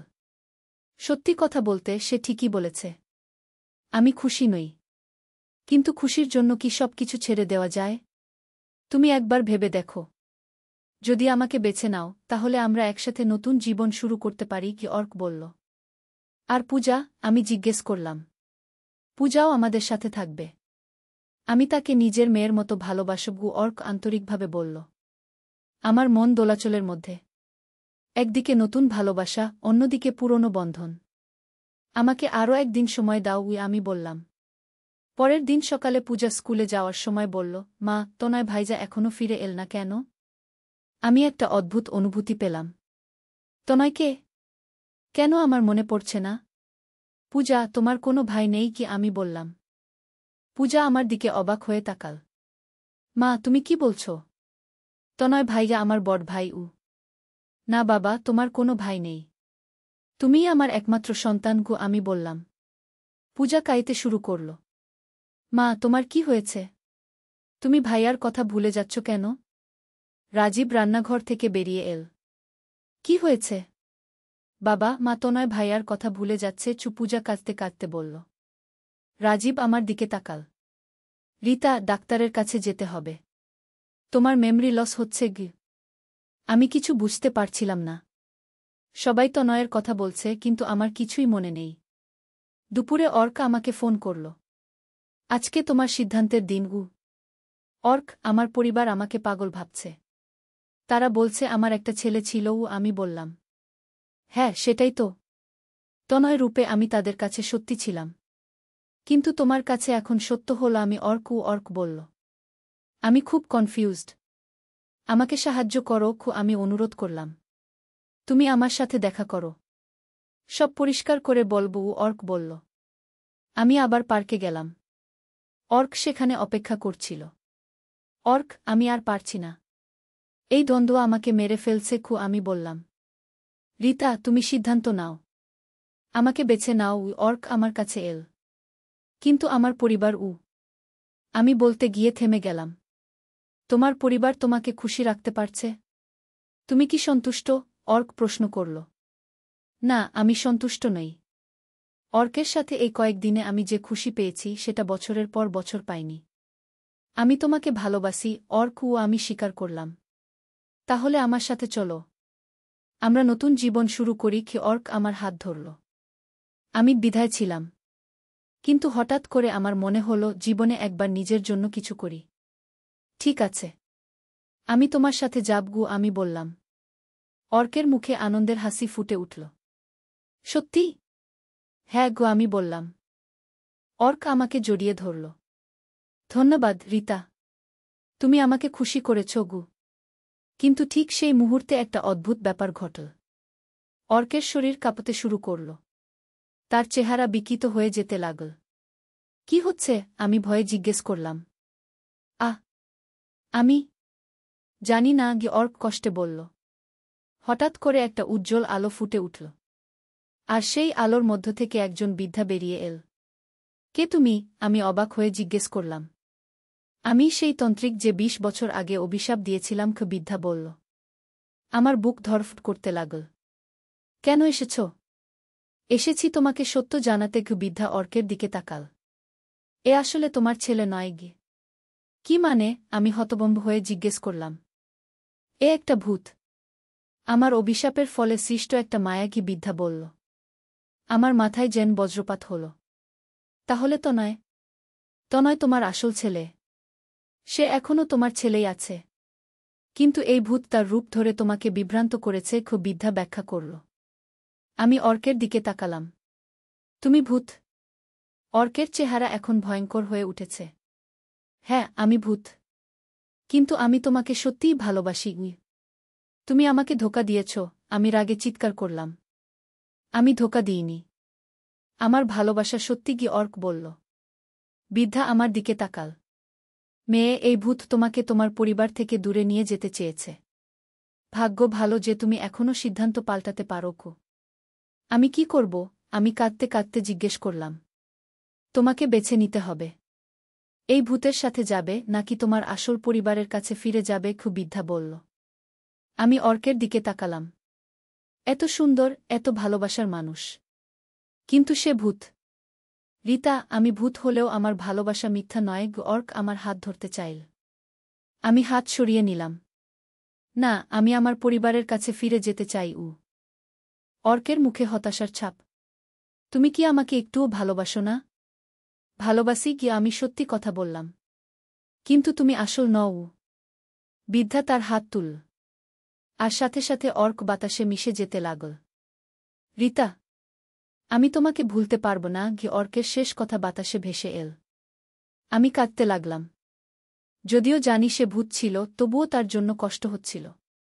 বৃদ্ধা আমার কাঁধে হাত রাখল। মেয়ে, তুমি ঠিক সিদ্ধান্ত নিয়েছ। কিন্তু আমার এত কষ্ট হচ্ছে কেন? আমি জিজ্ঞেস করলাম। কারণ ভালোবাসা সত্যি ছিল। যদিও সে ভূত ছিল, কিন্তু তার ভালোবাসা নকল ছিল না। বৃদ্ধা বলল। এখন কি হবে? আমি জিজ্ঞেস করলাম। এখন সবকিছু স্বাভাবিক হয়ে যাবে। তোমার স্মৃতি ফিরে আসবে। তনয়কে আবার তোমার ছেলে বলে মনে হবে। বৃদ্ধা বলল। কিন্তু এই কয়েকদিনের স্মৃতি? আমি জিজ্ঞেস করলাম। সেগুলো থেকে যাবে। তুমি মনে রাখবে কি ঘটেছিল। এটা তোমার জন্য একটা শিক্ষা। বৃদ্ধা বলল। কি শিক্ষা? আমি অবাক হলাম। শিক্ষা এই যে জীবনে অনেক প্রলোভন আসবে, কিন্তু আসল সুখ পাওয়া যায় নিজের পরিবারে। বৃদ্ধা হাসল। তুমি কেন এই অভিশাপ দিয়েছিলে? আমি জিজ্ঞেস করলাম। তোমার স্বামী আমাকে অপমান করেছিল। কিন্তু এখন আমি বুঝেছি প্রতিশোধ ভালো কিছু নয়। তাই আমি এই মায়াজাল ভেঙে দিলাম। বৃদ্ধা বলল। হঠাৎ করে আরেকটা উজ্জ্বল আলো ফুটল। আর আমার মনে তনয়ের সব স্মৃতি ফিরে এল। তার জন্ম, তার শৈশব, তার বেড়ে ওঠা, সব। তনয়, আমি চিৎকার করে উঠলাম। আমার ছেলে কোথায়? সে বাসায় আছে। কল করো, বৃদ্ধা বলল। আমি তনয়কে কল করলাম। মা, তুমি কোথায়? আমি খুঁজছি তোমাকে। তনয়ের গলা শুনে আমার চোখে জল এল। আমি আসছি। আমি বললাম। বৃদ্ধা বলল, যাও, তোমার পরিবারের কাছে ফিরে যাও। আমি দৌড়ে বাসায় গেলাম। তনয় দরজার সামনে দাঁড়িয়ে অপেক্ষা করছে। আমাকে দেখে সে দৌড়ে এল। মা, তনয় আমাকে জড়িয়ে ধরল। আমিও তাকে জড়িয়ে ধরলাম। তুই কোথা ছিলিস? আমি কত চিন্তা করেছি। আমি তো বন্ধুদের সাথে ক্যাম্পিং এ গিয়েছিলাম। তোমাকে বলে গিয়েছিলাম। তনয় বলল। হ্যাঁ ঠিক। আমি মনে পড়ল। অর্কের মায়াজালের কারণে আমি ভুলে গিয়েছিলাম। রাজীব আর পূজা দৌড়ে এল। তনয়, তুই ফিরে এসেছিস? পূজা খুশি হল। হ্যাঁ, আমি ফিরে এসেছি। তনয় হাসল। রাজীব আমার দিকে তাকাল। রিতা, তুমি এখন তনয়কে চিনতে পারছ? হ্যাঁ আমি হেসে বললাম। আমার মেমরি ফিরে এসেছে। সেই রাতের খাবারের টেবিলে আমরা সবাই একসাথে বসলাম। তনয় তার ক্যাম্পিংয়ের গল্প বলছিল। আমি তার দিকে তাকিয়ে ভাবছিলাম কিভাবে আমি তাকে অন্য কারো সাথে গুলিয়ে ফেলেছিলাম। মা, তুমি কি ভাবছ? তনয় জিজ্ঞেস করল। কিছুই না। আমি হাসলাম। কিন্তু সত্যি কথা হলো, আমি অর্কের কথা ভাবছিলাম। যদিও জানি সে ভূত ছিল, তবুও তার ভালোবাসা সত্যি ছিল। আর সেই ভালোবাসা আমার মনে চিরকাল থেকে যাবে। পরের দিন সকালে আমি সেই পার্কে গেলাম যেখানে অর্কের সাথে শেষ দেখা হয়েছিল। সেখানে কিছুই ছিল না, শুধু একটা বেঞ্চ আর কিছু গাছ। আমি বেঞ্চে বসে ভাবলাম, এই কয়েকদিনে আমি যা অনুভব করেছি সেটা কি সত্যি ছিল? অর্কের প্রতি আমার ভালোবাসা কি সত্যি ছিল? হ্যাঁ, সত্যি ছিল। যদিও সে ভূত ছিল, কিন্তু আমার অনুভূতি নকল ছিল না। কিন্তু আমি ঠিক সিদ্ধান্ত নিয়েছি, পরিবারের চেয়ে বড় কোনো ভালোবাসা নেই। হঠাৎ করে বাতাসে একটা ফিসফিস শোনা গেল, রিতা উ। আমি চারদিকে তাকালাম, কেউ নেই। রিতা, ধন্যবাদ উ। আবার সেই ফিসফিস। আমি বুঝলাম এটা অর্কের আত্মা। তুমি কোথায়? আমি ফিসফিস করে বললাম। আমি চলে যাচ্ছি, কিন্তু তোমাকে ধন্যবাদ দিতে এসেছি। কি? অর্কের গলা বাতাসে ভেসে এল। ধন্যবাদ কিসের জন্য? আমি জিজ্ঞেস করলাম। তুমি আমাকে ভালোবাসা শিখিয়েছ। এত বছর ভূত হয়ে থাকার পর আমি প্রথমবার কাউকে ভালোবেসেছি। কি? অর্ক বলল। আমার চোখে জল এল। আমিও তোমাকে ভালোবাসতাম গে। জানি, কিন্তু তুমি ঠিক সিদ্ধান্ত নিয়েছ। পরিবারের চেয়ে বড় কিছু নেই। কি? অর্ক বলল। তুমি এখন কোথায় যাবে? আমি জিজ্ঞেস করলাম। আমি শান্তিতে থাকব। তোমার ভালোবাসা আমাকে মুক্তি দিয়েছে। গ। অর্কের গলা আস্তে আস্তে মিলিয়ে যেতে লাগল। বিদায় অর্ক ও। আমি বললাম। বিদায় রিতা। খুশি থেকো। খু। অর্কের শেষ কথা বাতাসে মিলিয়ে গেল। আমি উঠে দাঁড়ালাম। এবার বাসায় যাওয়ার সময়। বাসায় গিয়ে দেখি তনয় আর পূজা একসাথে পড়াশোনা করছে। রাজীব অফিসের কাজ করছে। মা, তুমি কোথায় গিয়েছিলে? তনয় জিজ্ঞেস করল। একটু হাঁটতে গিয়েছিলাম। আমি বললাম। মা, আজকে আমার সাথে সিনেমা দেখবে? পূজা জিজ্ঞেস করল। অবশ্যই। কি? আমি হাসলাম। সেই দিন থেকে আমি আমার পরিবারের সাথে আগের চেয়ে বেশি সময় কাটাতে লাগলাম। অর্কের সাথে কাটানো সেই কয়েকদিন আমাকে বুঝিয়ে দিয়েছে যে আমার কাছে কত মূল্যবান সম্পদ আছে। তনা আর পূজার সাথে বেশি সময় কাটাতে লাগলাম। রাজীবের সাথেও আগের মতো ভালোবাসার সম্পর্ক ফিরে এল। একদিন রাজীব আমাকে বলল, রিতা, তুমি অনেক পরিবর্তন হয়েছ। আগের চেয়ে বেশি খুশি লাগছে। কি? হ্যাঁ, আমি বুঝেছি পরিবারের গুরুত্বও। আমি বললাম। কিভাবে? রাজীব জিজ্ঞেস করল। এমনি। আমি হাসলাম। পুরো সত্যটা বলা সম্ভব নয়। সময় কেটে গেল। আমি আর কখনো অর্কের কথা শুনিনি, কিন্তু তার স্মৃতি আমার মনে আছে। সেই স্মৃতি আমাকে মনে করিয়ে দেয় যে জীবনে অনেক প্রলোভন আসবে, কিন্তু আসল সুখ পাওয়া যায় নিজের পরিবারে। আজ 5 বছর পার হয়ে গেছে। তনা এখন 25 বছর বয়সী। সে একটা ভালো চাকরি করে। পূজা 19 বছর বয়সী, বিশ্ববিদ্যালয়ে পড়ে। কখনো কখনো আমি ভাবি, যদি সেদিন অন্য সিদ্ধান্ত নিতাম তাহলে কি হতো। কিন্তু এই ভাবনা বেশিক্ষণ থাকে না, কারণ আমি জানি আমি ঠিক সিদ্ধান্তই নিয়েছিলাম। আজকাল যখন বৃষ্টি হয় তখন আমার মনে পড়ে সেই দিনের কথা, যেদিন বৃষ্টির মধ্যে ছাতার নিচে দাঁড়িয়ে একটা অদ্ভুত প্রেমের প্রস্তাব পেয়েছিলাম। সেটা ছিল একটা মায়াজাল, কিন্তু সেই মায়াজাল আমাকে জীবনের সবচেয়ে বড় শিক্ষা দিয়েছে। আর সেই শিক্ষা হল, পরিবারের ভালোবাসার চেয়ে বড় কোনো ভালোবাসা নেই। যত সুন্দর প্রলোভনই আসুক না কেন, নিজের পরিবারের কাছেই আসল সুখ। গতকাল তনা আমাকে বলল, মা, আমি বিয়ে করতে চাই। কাকে? আমি জিজ্ঞেস করলাম। আমার কলেজের বন্ধু সুমিতাকে। কি? তনয় লজ্জা পেল। আমি হাসলাম। তোর বাবার সাথে কথা বল। তুমি কি বলো? তনয় জিজ্ঞেস করল। আমি বলি যে তুই খুশি থাক, বিয়ে করে নিজের পরিবার তৈরি কর। আমি বললাম।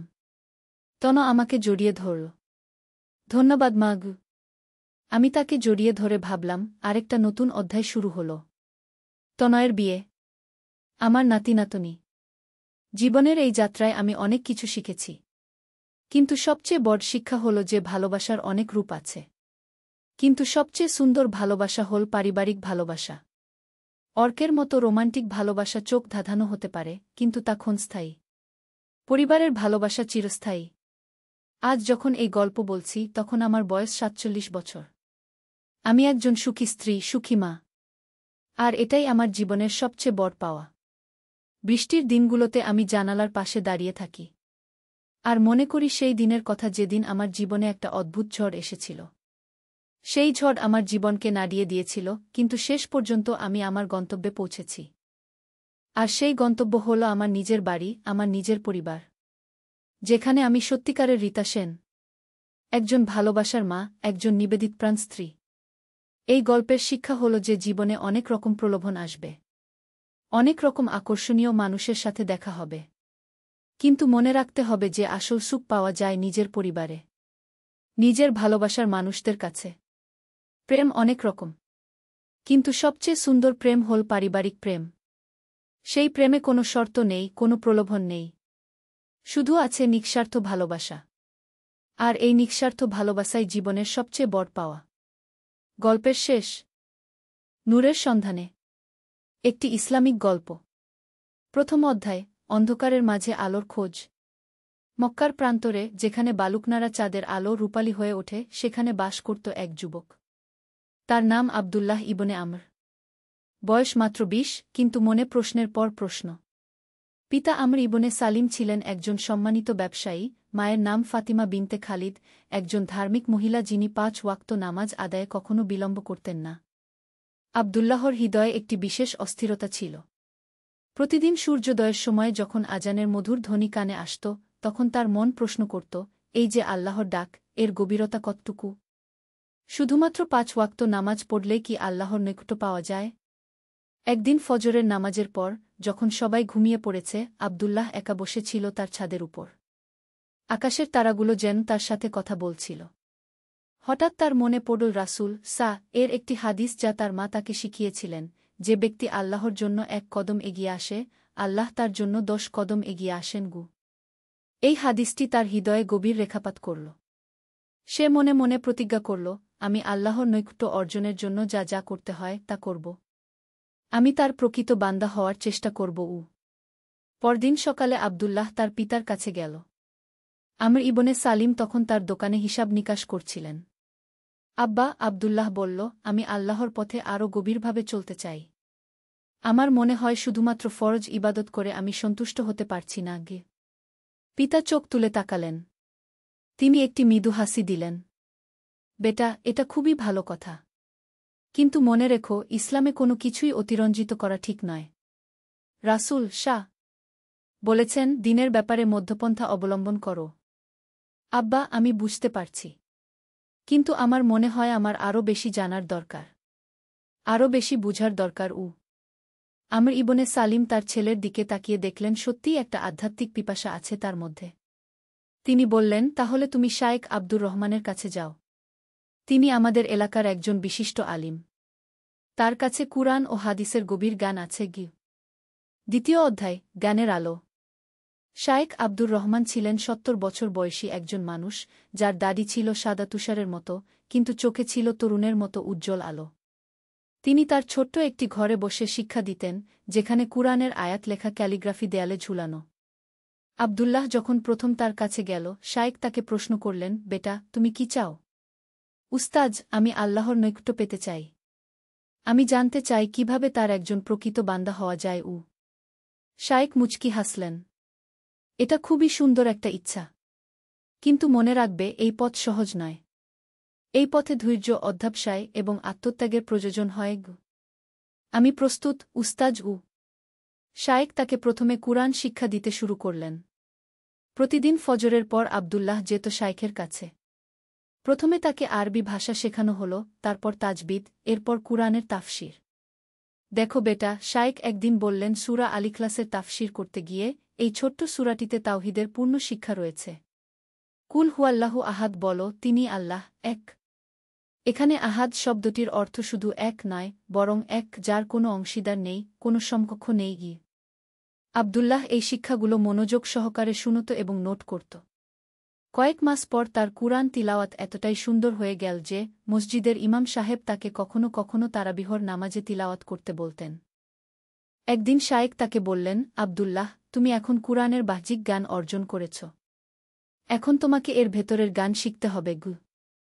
সেটা কি, উস্তাজ? তাহাজ্জুদ নামাজ, জিকির এবং নিজের নফসের সাথে সংগ্রাম। এটাই তাসাউফের প্রাথমিক পাঠকে। শায়েখ তাকে শিখিয়ে দিলেন কিভাবে রাতের শেষ তৃতীয়াংশে উঠে তাহাজ্জুদ পড়তে হয়। এই সময়টা শায়েক বললেন, আল্লাহ পৃথিবীর আকাশে নেমে আসেন এবং বলেন, কে আছে আমার কাছে দোয়া করার? আমি তার দোয়া কবুল করব। কে আছে আমার কাছে ক্ষমা চাওয়ার? আমি তাকে ক্ষমা করে দেব। তৃতীয় অধ্যায়, পরীক্ষার সময়। আব্দুল্লাহ নিয়মিত তাহাজ্জুদ পড়তে শুরু করল। প্রথম প্রথম খুবই কষ্ট হতো। রাত 2টার সময় ঘুম ভেঙে উঠে অজু করে নামাজে দাঁড়ানো সহজ কাজ ছিল না। কিন্তু যতই দিন যেতে লাগল ততই মনে হল যেন একটা মিষ্টি নেশা তাকে পেয়ে বসেছে। তাহাজ্জুদের নামাজে দাঁড়িয়ে যখন সে কুরআন তিলাওয়াত করত, মনে হতো যেন আল্লাহর সাথে সরাসরি কথা বলছে। একদিন এমনি এক তাহাজ্জুদের নামাজে আব্দুল্লাহ দোয়া করছিল, ইয়া আল্লাহ, আপনি আমাকে আপনার নিকট দিন। আপনার প্রিয় বান্দা বানিয়ে নিন। আমার হৃদয়কে আপনার মহব্বতে পরিপূর্ণ করে দিন গু। হঠাৎ তার মনে একটা প্রশ্ন এলো, আমি কি সত্যিই আল্লাহর জন্যই এসব করছি, নাকি নিজের কোনো স্বার্থে? এই প্রশ্নটি তাকে খুবই বিচলিত করল। পরদিন সকালে সে শায়েখের কাছে গিয়ে এই প্রশ্নের কথা বলল। শায়েখ আব্দুর রহমান হাসলেন। বাহ! এটা তো খুবই ভালো লক্ষণ গ। কি মানে উস্তাজ? দেখো বেটা, নফসের সাথে সংগ্রামের প্রথম ধাপই হল নিজের নিয়তকে পরিশুদ্ধ করা। যখন তুমি নিজেই নিজের নিয়ত নিয়ে প্রশ্ন করছ, তখন বুঝতে হবে আল্লাহ তোমার মনকে জাগ্রত করছেন গু। তাহলে আমি কি করব? প্রতিদিন নিজেকে প্রশ্ন করবে, আমি কি আল্লাহর সন্তুষ্টির জন্য এই কাজ করছি, নাকি মানুষকে দেখানোর জন্য? আমি কি আল্লাহর পুরস্কারের লোভে এই কাজ করছি, নাকি কেবলমাত্র তার মহব্বতের জন্য? এই শিক্ষাটি আব্দুল্লাহর জীবনে নতুন মাত্রা যোগ করল। সে প্রতিদিন নিজের প্রতিটি কাজের নিয়ত পরখ করত। যখন মসজিদে নামাজ পড়তে যেত, নিজেকে প্রশ্ন করত, আমি কি আল্লাহর জন্য যাচ্ছি, নাকি মানুষের কাছে ভালো মানুষ হিসেবে পরিচিত হওয়ার জন্য? এই আত্মসমালোচনার প্রক্রিয়া তাকে ক্রমশ আরও বিনয়ী করে তুলল। আগে যখন কেউ তার তিলাওয়াতের প্রশংসা করত, সে একটু গর্ব অনুভব করত। এখন সে বুঝতে পারল এই গর্বও তার আধ্যাত্মিক উন্নতির পথে বাধা। একদিন শায়েখ তাকে একটি বিশেষ কাজ দিলেন। আব্দুল্লাহ, তুমি এখন প্রতিদিন সকাল সন্ধ্যা 100 বার লা ইলাহা ইল্লাল্লাহ জিকির করবে। কিন্তু শুধু মুখে নয়, হৃদয় দিয়ে বলবে গ। হৃদয় দিয়ে মানে কি উস্তাজ? মানে হল, যখন তুমি লা ইলাহা ইল্লাল্লাহ বলবে, তখন বুঝবে যে আল্লাহ ছাড়া আর কেউই তোমার অপকার করতে পারে না।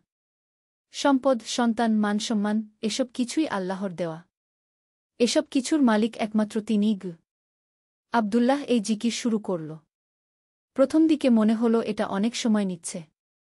কিন্তু কয়েক সপ্তাহ পর একটা অদ্ভুত পরিবর্তন অনুভব করল। তার মনে একটা শান্তি নেমে এলো। যেসব বিষয় আগে তাকে চিন্তিত করত, যেমন ব্যবসার লাভক্ষতি, মানুষের মতামত, সেসব এখন আর বেশি প্রভাবিত করে না। চতুর্থ অধ্যায়, সত্যিকারের পরীক্ষা। আব্দুল্লাহর আধ্যাত্মিক যাত্রা যখন এগিয়ে চলেছে, তখনই তার জীবনে এক বিরাট পরীক্ষা এলো।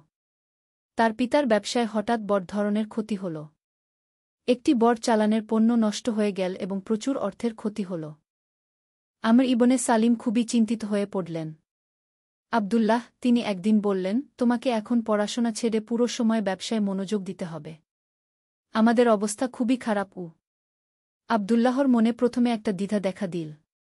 শায়েখের কাছে যাওয়া, তাহাজ্জুদ পড়া, জিকির করা, এসব কিছু কি এখন কমিয়ে দিতে হবে? সে শায়েখের কাছে গিয়ে এই সমস্যার কথা বলল।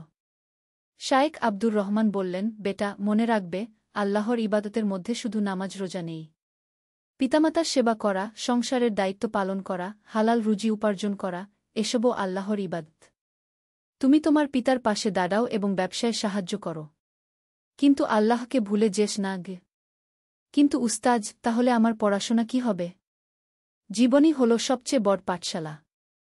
তুমি যখন সততার সাথে ব্যবসা করবে, দরিদ্রদের সাহায্য করবে, কর্মচারীদের সাথে ভালো ব্যবহার করবে, এগুলোও আল্লাহর শিক্ষার অংশ। আব্দুল্লাহ তার পিতার ব্যবসায় যুক্ত হল। কিন্তু সে তার আধ্যাত্মিক অনুশীলন ছাড়ল না। সকাল সন্ধ্যা জিকির, তাহাজ্জুদ নামাজ, সব চালিয়ে গেল, শুধু সময়টা একটু কমিয়ে দিল। ব্যবসায় কাজ করতে গিয়ে আব্দুল্লাহ নতুন কিছু শিখল। একদিন তার কাছে একজন গরিব মানুষ এসে কিছু খাবার কিনতে চাইল, কিন্তু তার কাছে পুরো টাকা নেই। আব্দুল্লাহ তাকে বাকিতে দিয়ে দিল। বেটা, পিতা বললেন, ব্যবসায় আবেগ চলে না গি। আব্বা, আব্দুল্লাহ বলল, রাসূল বলেছেন, যে ব্যক্তি কোনো মুমিনের বিপদে সাহায্য করে, আল্লাহ তার বিপদে সাহায্য করেন। আমার মনে হয় আল্লাহই আমাদের সাহায্য করবেন গ। দিন যেতে লাগল। আব্দুল্লাহর সততা এবং ভালো ব্যবহারের জন্য তাদের দোকানে ক্রেতার সংখ্যা বাড়তে লাগল। মানুষ জানত যে এখানে ভেজাল নেই, ঠকানো নেই। ধীরে ধীরে ব্যবসার অবস্থা ভালো হতে শুরু করল। কিন্তু এর মধ্যে আব্দুল্লাহর আরেকটি বড় পরীক্ষা এল। তার বন্ধু আহমদ তাকে একটি প্রস্তাব দিল। আব্দুল্লাহ আহমদ বলল, আমি একটা উপায় জানি যাতে খুব তাড়াতাড়ি অনেক টাকা আয় করা যায়। তুমি যদি চাও আমি তোমাকে বুঝিয়ে বলি গি। কি সেই উপায়? আব্দুল্লাহ জিজ্ঞাসা করল। আহমদ তাকে কিছু অনৈতিক ব্যবসার কথা বলল। দেখো, সবাই এটা করে। এতে কোনো সমস্যা নেই গি। আব্দুল্লাহর মন একটুখানি দোদুল্যমান হল। তাদের আর্থিক অবস্থা উন্নতি হলেও এখনও সম্পূর্ণ ভালো হয়নি। তাড়াতাড়ি টাকা আয় করার একটা লোভ মনে এল। কিন্তু তখনই তার মনে পড়ল শায়খের একটি কথা, বেটা, আল্লাহর রাস্তায় যখন কোনো কঠিন পরিস্থিতি আসে তখনই পরীক্ষা হয় তুমি সত্যিই আল্লাহর উপর ভরসা রাখো নাকি নিজের বুদ্ধির উপর গু। আব্দুল্লাহ আহমদকে বলল, ভাই, আমি হালাল পথেই রুজি করতে চাই। তুমি যা বলছ সেটা আমার জন্য ঠিক হবে না গি। আহমদ একটু রেগে গেল। তুমি বড্ড সরল। এভাবে জীবনে কিছু করতে পারবে না গি। সেই রাতে আব্দুল্লাহ তাহাজ্জুদ পড়ে দোয়া করল, ইয়া আল্লাহ, আপনি আমাকে হালাল রুজি দিন। আমার আর্থিক সমস্যার সমাধান করুন, কিন্তু হালাল পথে গু। পঞ্চম অধ্যায়, অপ্রত্যাশিত সাহায্য। আব্দুল্লাহ যে রাতে এই দোয়া করেছিল তার কয়েকদিন পর একটি অপ্রত্যাশিত ঘটনা ঘটল। তার দোকানে একজন অপরিচিত বয়স্ক লোক এলেন। তিনি কিছু খাবার কিনলেন এবং আব্দুল্লাহর ব্যবহারে খুশি হয়ে জিজ্ঞাসা করলেন, বেটা, তুমি কি শুধু খুচরা জিনিসপত্র বেচো নাকি পাইকারি ব্যবসাও করো? আব্দুল্লাহ বলল, চাচা, আমি যেটা পারি সেটাই করি। আমাদের মূলধন কম, তাই বড় কিছু করতে পারি না গি। লোকটি বললেন, আমি একটি বড় ব্যবসায় প্রতিষ্ঠানের মালিক। আমার একজন বিশ্বস্ত সাপ্লায়ার দরকার। তুমি যদি চাও আমি তোমাকে একটা চুক্তি দিতে পারি গি। আব্দুল্লাহ প্রথমে বিশ্বাস করতে পারল না। কিন্তু লোকটি তাকে তার কার্ড দিলেন এবং বললেন পরের দিন তার অফিসে যেতে। পরদিন আব্দুল্লাহ পিতার সাথে সেই অফিসে গেল। সত্যিই লোকটি একটি বড় কোম্পানির মালিক। তিনি তাদের একটি চুক্তি অফার করলেন যা তাদের আর্থিক সমস্যার সমাধান করে দিতে পারে। কিন্তু লোকটি বললেন, আমার একটি শর্ত আছে। আমি চাই যে তোমরা সব সময় সততার সাথে ব্যবসা করবে। কোনো ধরনের ভেজাল বা প্রতারণা থাকবে না গি। আব্দুল্লাহ এবং তার পিতা সানন্দে রাজি হলেন। সেই রাতে আব্দুল্লাহ শুকরিয়ার নামাজ পড়ল। সে বুঝতে পারল যে আল্লাহ সত্যিই তার দোয়া কবুল করেছেন। পরের দিন সকালে শায়খের কাছে গিয়ে সব ঘটনা বলল। শায়খ আব্দুর রহমান হাসলেন। দেখেছ বেটা, আল্লাহ তার বান্দাদের ছেড়ে দেন না। তুমি যখন হারাম পথ প্রত্যাখ্যান করেছ তখনই আল্লাহ তোমার জন্য হালাল পথ খুলে দিয়েছেন গু। উস্তাজ, আব্দুল্লাহ বলল, এখন আমার জীবন অনেক ব্যস্ত হয়ে যাবে। আমি কি আমার আধ্যাত্মিক চর্চা চালিয়ে যেতে পারব? অবশ্যই পারবে। কিন্তু এখন তোমার পদ্ধতি পরিবর্তন হবে। তুমি এখন যা করবে, ১. প্রতিটি ব্যবসায়িক কাজ শুরু করার আগে বিসমিল্লাহ বলবে। ২. সব সময় সততা বজায় রাখবে। ৩. গরিব দুঃখীদের সাহায্য করবে। ৪. প্রতি মাসে তোমার আয়ের একটা অংশ দান করবে। ৫. কর্মচারীদের সাথে ভালো ব্যবহার করবে। এই সবই আল্লাহর ইবাদত। ষষ্ঠ অধ্যায়, নতুন চ্যালেঞ্জ। আব্দুল্লাহর ব্যবসা দিন দিন বড় হতে থাকল। তার এখন ১০ জন কর্মচারী। সে তাদের প্রত্যেকের সাথে বন্ধুর মতো ব্যবহার করত, সময়মতো বেতন দিত, এমনকি কেউ অসুস্থ হলে তার চিকিৎসার ব্যবস্থাও করত। একদিন তার এক কর্মচারী ইউসুফ তার কাছে এসে বলল, ভাই, আমার বাবা খুব অসুস্থ। আমার অনেক টাকা দরকার তার অপারেশনের জন্য গু। আব্দুল্লাহ সাথে সাথে বলল, চিন্তা করো না, আমি ব্যবস্থা করে দেব। সে ইউসুফকে প্রয়োজনীয় টাকা দিয়ে দিল। ইউসুফ কৃতজ্ঞতায় কাঁদতে লাগল। ভাই, আমি এই টাকা কিভাবে ফেরত দেব? তোমার সুবিধা মতো দিয়ে দিও, তাড়াহুড়া নেই গু। এই ঘটনার পর আব্দুল্লাহর কর্মচারীরা তাকে আরও ভালোবাসতে শুরু করল। তারা মন দিয়ে কাজ করত। কিন্তু এর পাশাপাশি নতুন কিছু সমস্যাও দেখা দিল। আব্দুল্লাহর কিছু প্রতিদ্বন্দ্বী ব্যবসায়ী তার সততার জন্য হিংসা করতে লাগল। একদিন আব্দুল্লাহর প্রতিদ্বন্দ্বী ব্যবসায়ী করিম সাহেব তার কাছে এসে বলল, আব্দুল্লাহ ভাই, আপনি এত কম দামে জিনিস বেচেন কেন? এতে সবার ব্যবসার ক্ষতি হচ্ছে গি। করিম ভাই, আব্দুল্লাহ বলল, আমি ন্যায্য দামে বিক্রি করি। লাভ নিই, কিন্তু অতিরিক্ত লাভ করি না গি। কিন্তু এভাবে তো আমাদের সবার ব্যবসা মার খাবে গু। করিম ভাই, আপনিও এই পথ অবলম্বন করুন। দেখবেন আল্লাহ আপনার ব্যবসায় বরকত দেবেন গু। করিম সাহেব রেগে চলে গেলেন। কয়েকদিন পর আব্দুল্লাহ জানতে পারল যে করিম সাহেব তার বিরুদ্ধে বিভিন্ন জনের কাছে নালিশ করছেন। এমনকি তিনি সরকারি অফিসে গিয়ে আব্দুল্লাহর ব্যবসার লাইসেন্স নিয়ে সমস্যা তৈরি করার চেষ্টা করছেন। আব্দুল্লাহর মন খারাপ হল। সে শায়েখের কাছে গিয়ে এই সমস্যার কথা বলল। উস্তাজ, আমি সততার পথে চলার চেষ্টা করছি, কিন্তু মনে হচ্ছে এতে আমার শত্রু বাড়ছে গিয়ে। শায়েখ আব্দুর রহমান বললেন, বেটা, এটাই তো স্বাভাবিক। যখনই কেউ ভালো কিছু করার চেষ্টা করে তখনই তার বিরোধিতা হয়। তুমি কি মনে করো নবী রাসূলগণের জীবন সহজ ছিল? না উস্তাজ। তাহলে দেখো, তুমি আল্লাহর পথে আছো। ধৈর্য ধরো এবং আল্লাহর উপর ভরসা রাখো। এবং একটা জিনিস মনে রেখো, তুমি যদি সত্যিকার অর্থে আল্লাহর জন্য কাজ করো, তাহলে আল্লাহই তোমার সাহায্যকারী হবেন গু। সপ্তম অধ্যায়, ধৈর্যের পরীক্ষা। করিম সাহেবের চক্রান্তের ফলে আব্দুল্লাহর ব্যবসায় নানা ধরনের সমস্যা দেখা দিতে লাগল। কয়েকটি সরকারি অফিস থেকে বিভিন্ন কাগজপত্রের জন্য ডাক আসতে লাগল। এতে তার অনেক সময় এবং অর্থ ব্যয় হতে লাগল। একদিন আব্দুল্লাহ খুবই হতাশ হয়ে পড়ল। সে তাহাজ্জুদের নামাজে দাঁড়িয়ে কাঁদতে লাগল। ইয়া আল্লাহ, আমি কি ভুল করছি? আমি তো আপনার সন্তুষ্টির জন্যই সততার পথে চলার চেষ্টা করছি। তাহলে এত কষ্ট কেন? সেই রাতে সে একটি স্বপ্ন দেখল। স্বপ্নে দেখল যে রাসূল শাহ তাকে বলছেন, বেটা, ধৈর্য ধরো। আল্লাহ তোমার পরীক্ষা নিচ্ছেন। যারা ধৈর্য ধরে আল্লাহ তাদের সাথে থাকেন গু। সকালে ঘুম থেকে উঠে আব্দুল্লাহর মন অনেক শান্ত লাগল। সে বুঝতে পারল যে এটা একটা পরীক্ষা। ঠিক সেই সময় একটি অপ্রত্যাশিত ঘটনা ঘটল। করিম সাহেব নিজেই আব্দুল্লাহর কাছে এলেন। কিন্তু এবার তার অবস্থা ভিন্ন। তিনি খুবই বিনীতভাবে বললেন, আব্দুল্লাহ ভাই, আমি আপনার কাছে ক্ষমা চাইতে এসেছি। আব্দুল্লাহ অবাক হয়ে বলল, কি হয়েছে করিম ভাই? আসলে আমার ছেলে আপনার দোকান থেকে জিনিস কিনেছিল কয়েকদিন আগে। সে বাড়িতে এসে আপনার প্রশংসা করছিল। বলছিল আপনি কত ভালো ব্যবহার করেছেন, কত সততার সাথে জিনিস দিয়েছেন। তখন আমার মনে হলো আমি আপনার সাথে কত খারাপ ব্যবহার করেছি। করিম ভাই, এসব নিয়ে ভাবার কিছু নেই গি। না ভাই, আছে। আমি আপনার বিরুদ্ধে যা যা করেছি সব প্রত্যাহার করে নিয়েছি। এবং আমি আপনার কাছে পরামর্শ চাইতে চাই, আমি কিভাবে আমার ব্যবসা আপনার মতো সততার সাথে করতে পারি। আব্দুল্লাহ খুশি হয়ে তাকে বিভিন্ন পরামর্শ দিল। করিম সাহেব চলে যাওয়ার পর আব্দুল্লাহ শুকরিয়া আদায় করল। সে বুঝতে পারল যে আল্লাহ তার ধৈর্যের পুরস্কার দিয়েছেন।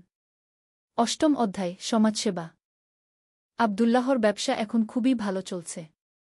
তার আর্থিক অবস্থা স্বাচ্ছন্দ্য।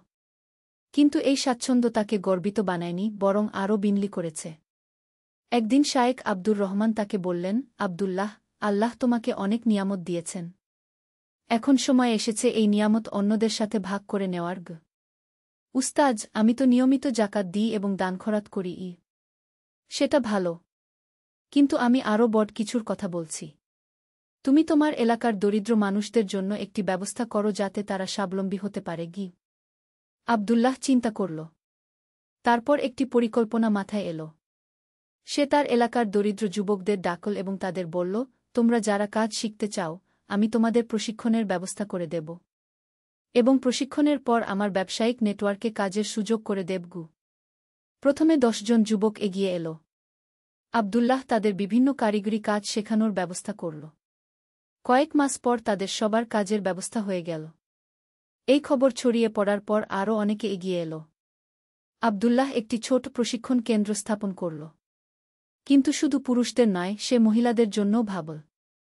তার মা ফাতিমা বিনতে খালিদের সাহায্যে সে এলাকার দরিদ্র মহিলাদের সেলাইকাটাই শেখানোর ব্যবস্থা করল। এইভাবে আব্দুল্লাহর একটি ছোট সামাজিক সংস্থা তৈরি হল।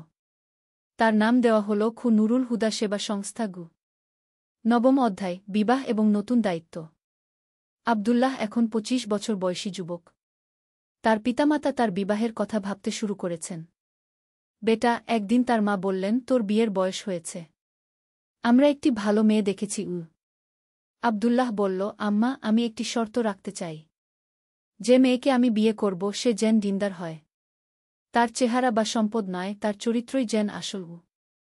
তার মা বাবা এই কথায় খুশি হলেন। তারা শহরের একজন আলিমের মেয়ে আয়েশার সাথে আবদুল্লাহর বিয়ের প্রস্তাব দিলেন। আয়েশা ছিল ২১ বছর বয়সী একজন শিক্ষিত মেয়ে।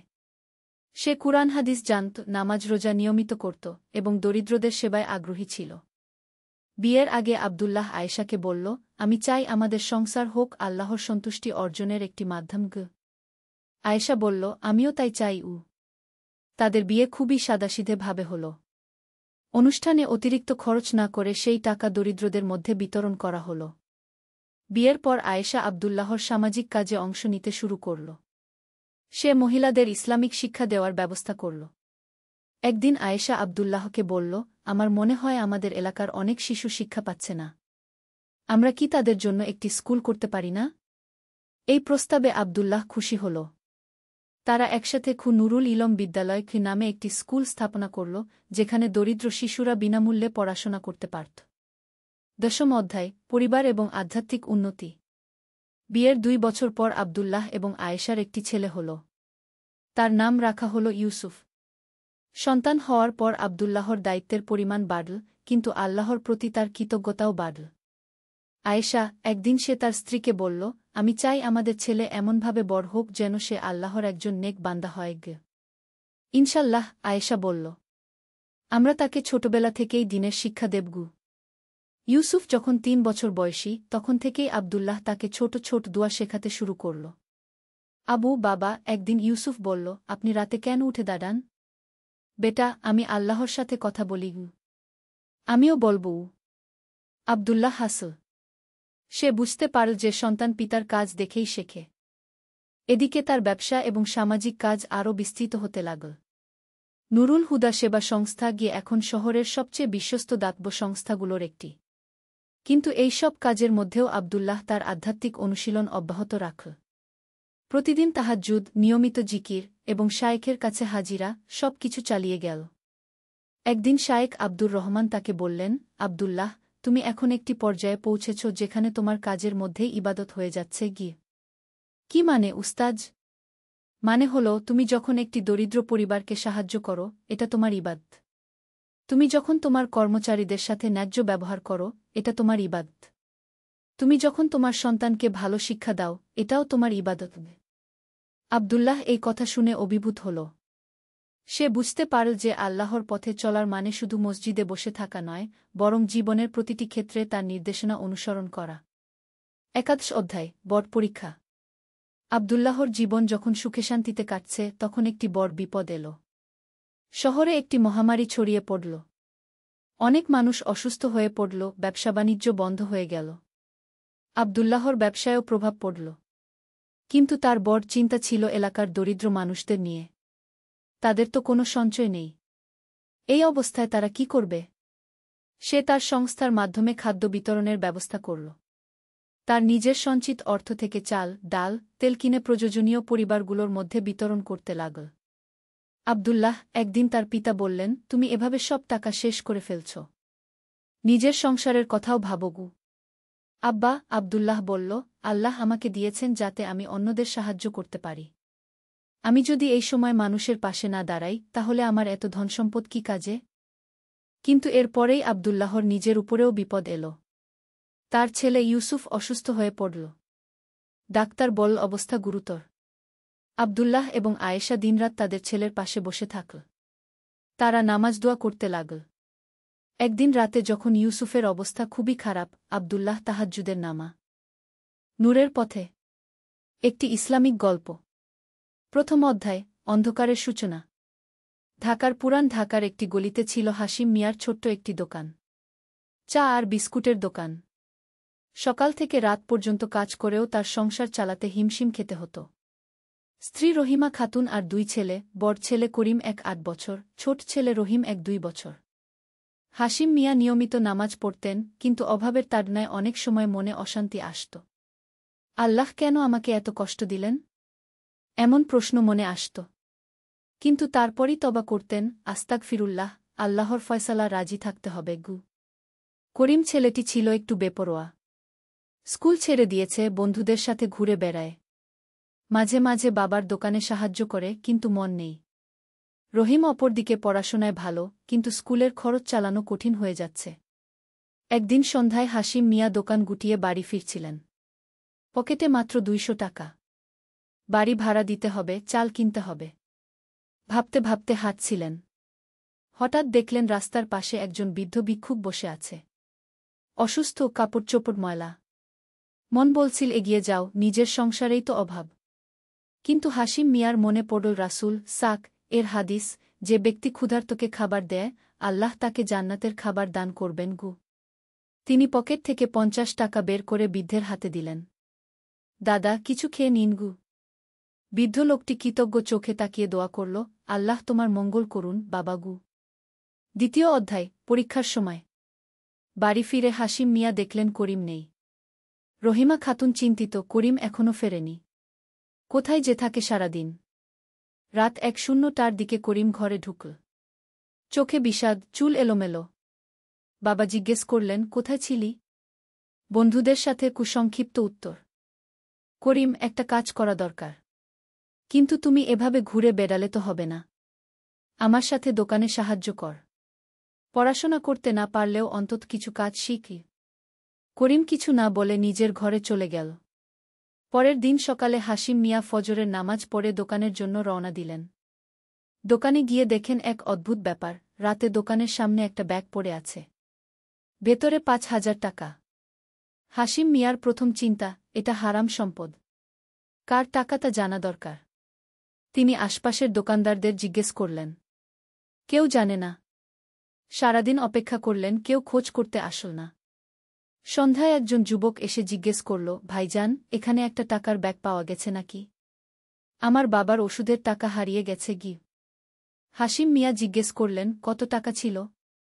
কি ব্যাগে? ৫,০০০ টাকা, কালো রঙের একটা কাপড়ের ব্যাগে গি।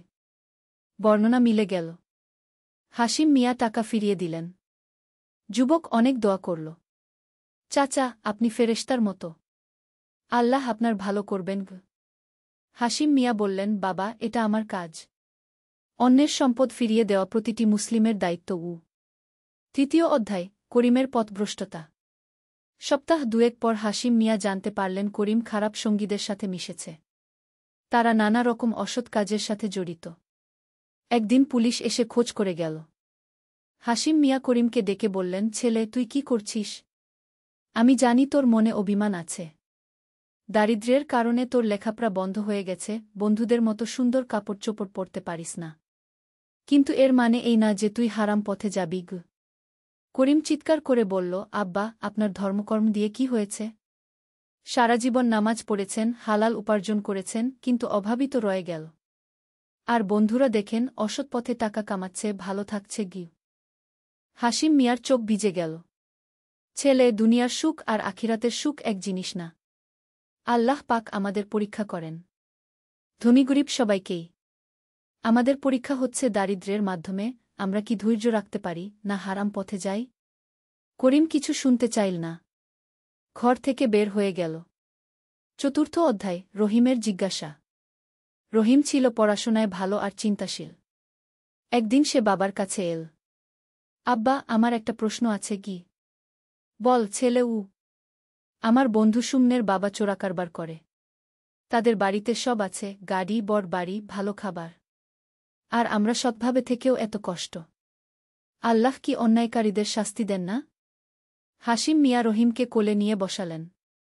রহিম, তুই কোরআন শরীফের একটা আয়াত শুনেছিস, ওয়ালা তাহসাবান্নাল্লাহা গাফিলান আম্মা ইয়ামালুজ জালিমুন, মানে জালিমরা যা করে আল্লাহ সে সম্পর্কে বেকবর মনে করো না গি। মানে আল্লাহ সবকিছু দেখছেন।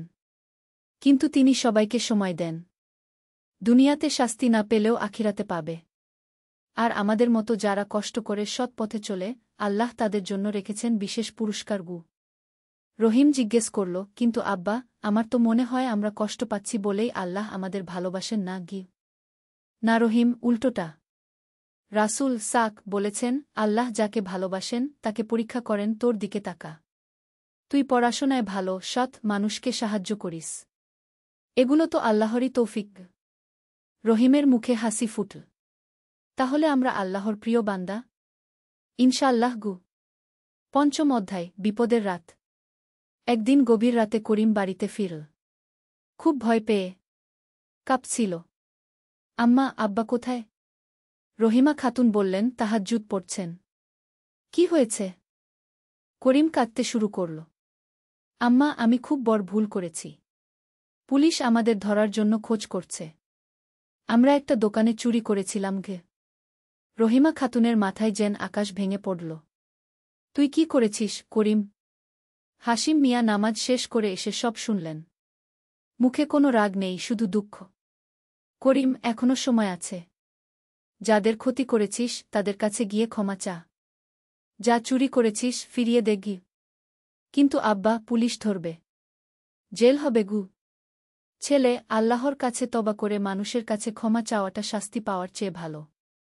অন্তত তোর বিবেক পরিষ্কার হবে গু। করিম রাতভর কাঁদল। ফজরের আজানের সময় বাবার কাছে এসে বলল, আব্বা, আমি আপনার সাথে নামাজ পড়বো। ষষ্ঠ অধ্যায়, তবার পথ। পরের দিন সকালে করিম বাবার সাথে সেই দোকানে গেল যেখানে চুরি করেছিল। দোকানদার আগে রাগ করলেও পরে করিমের কান্না আর অনুশোচনা দেখে ক্ষমা করে দিলেন।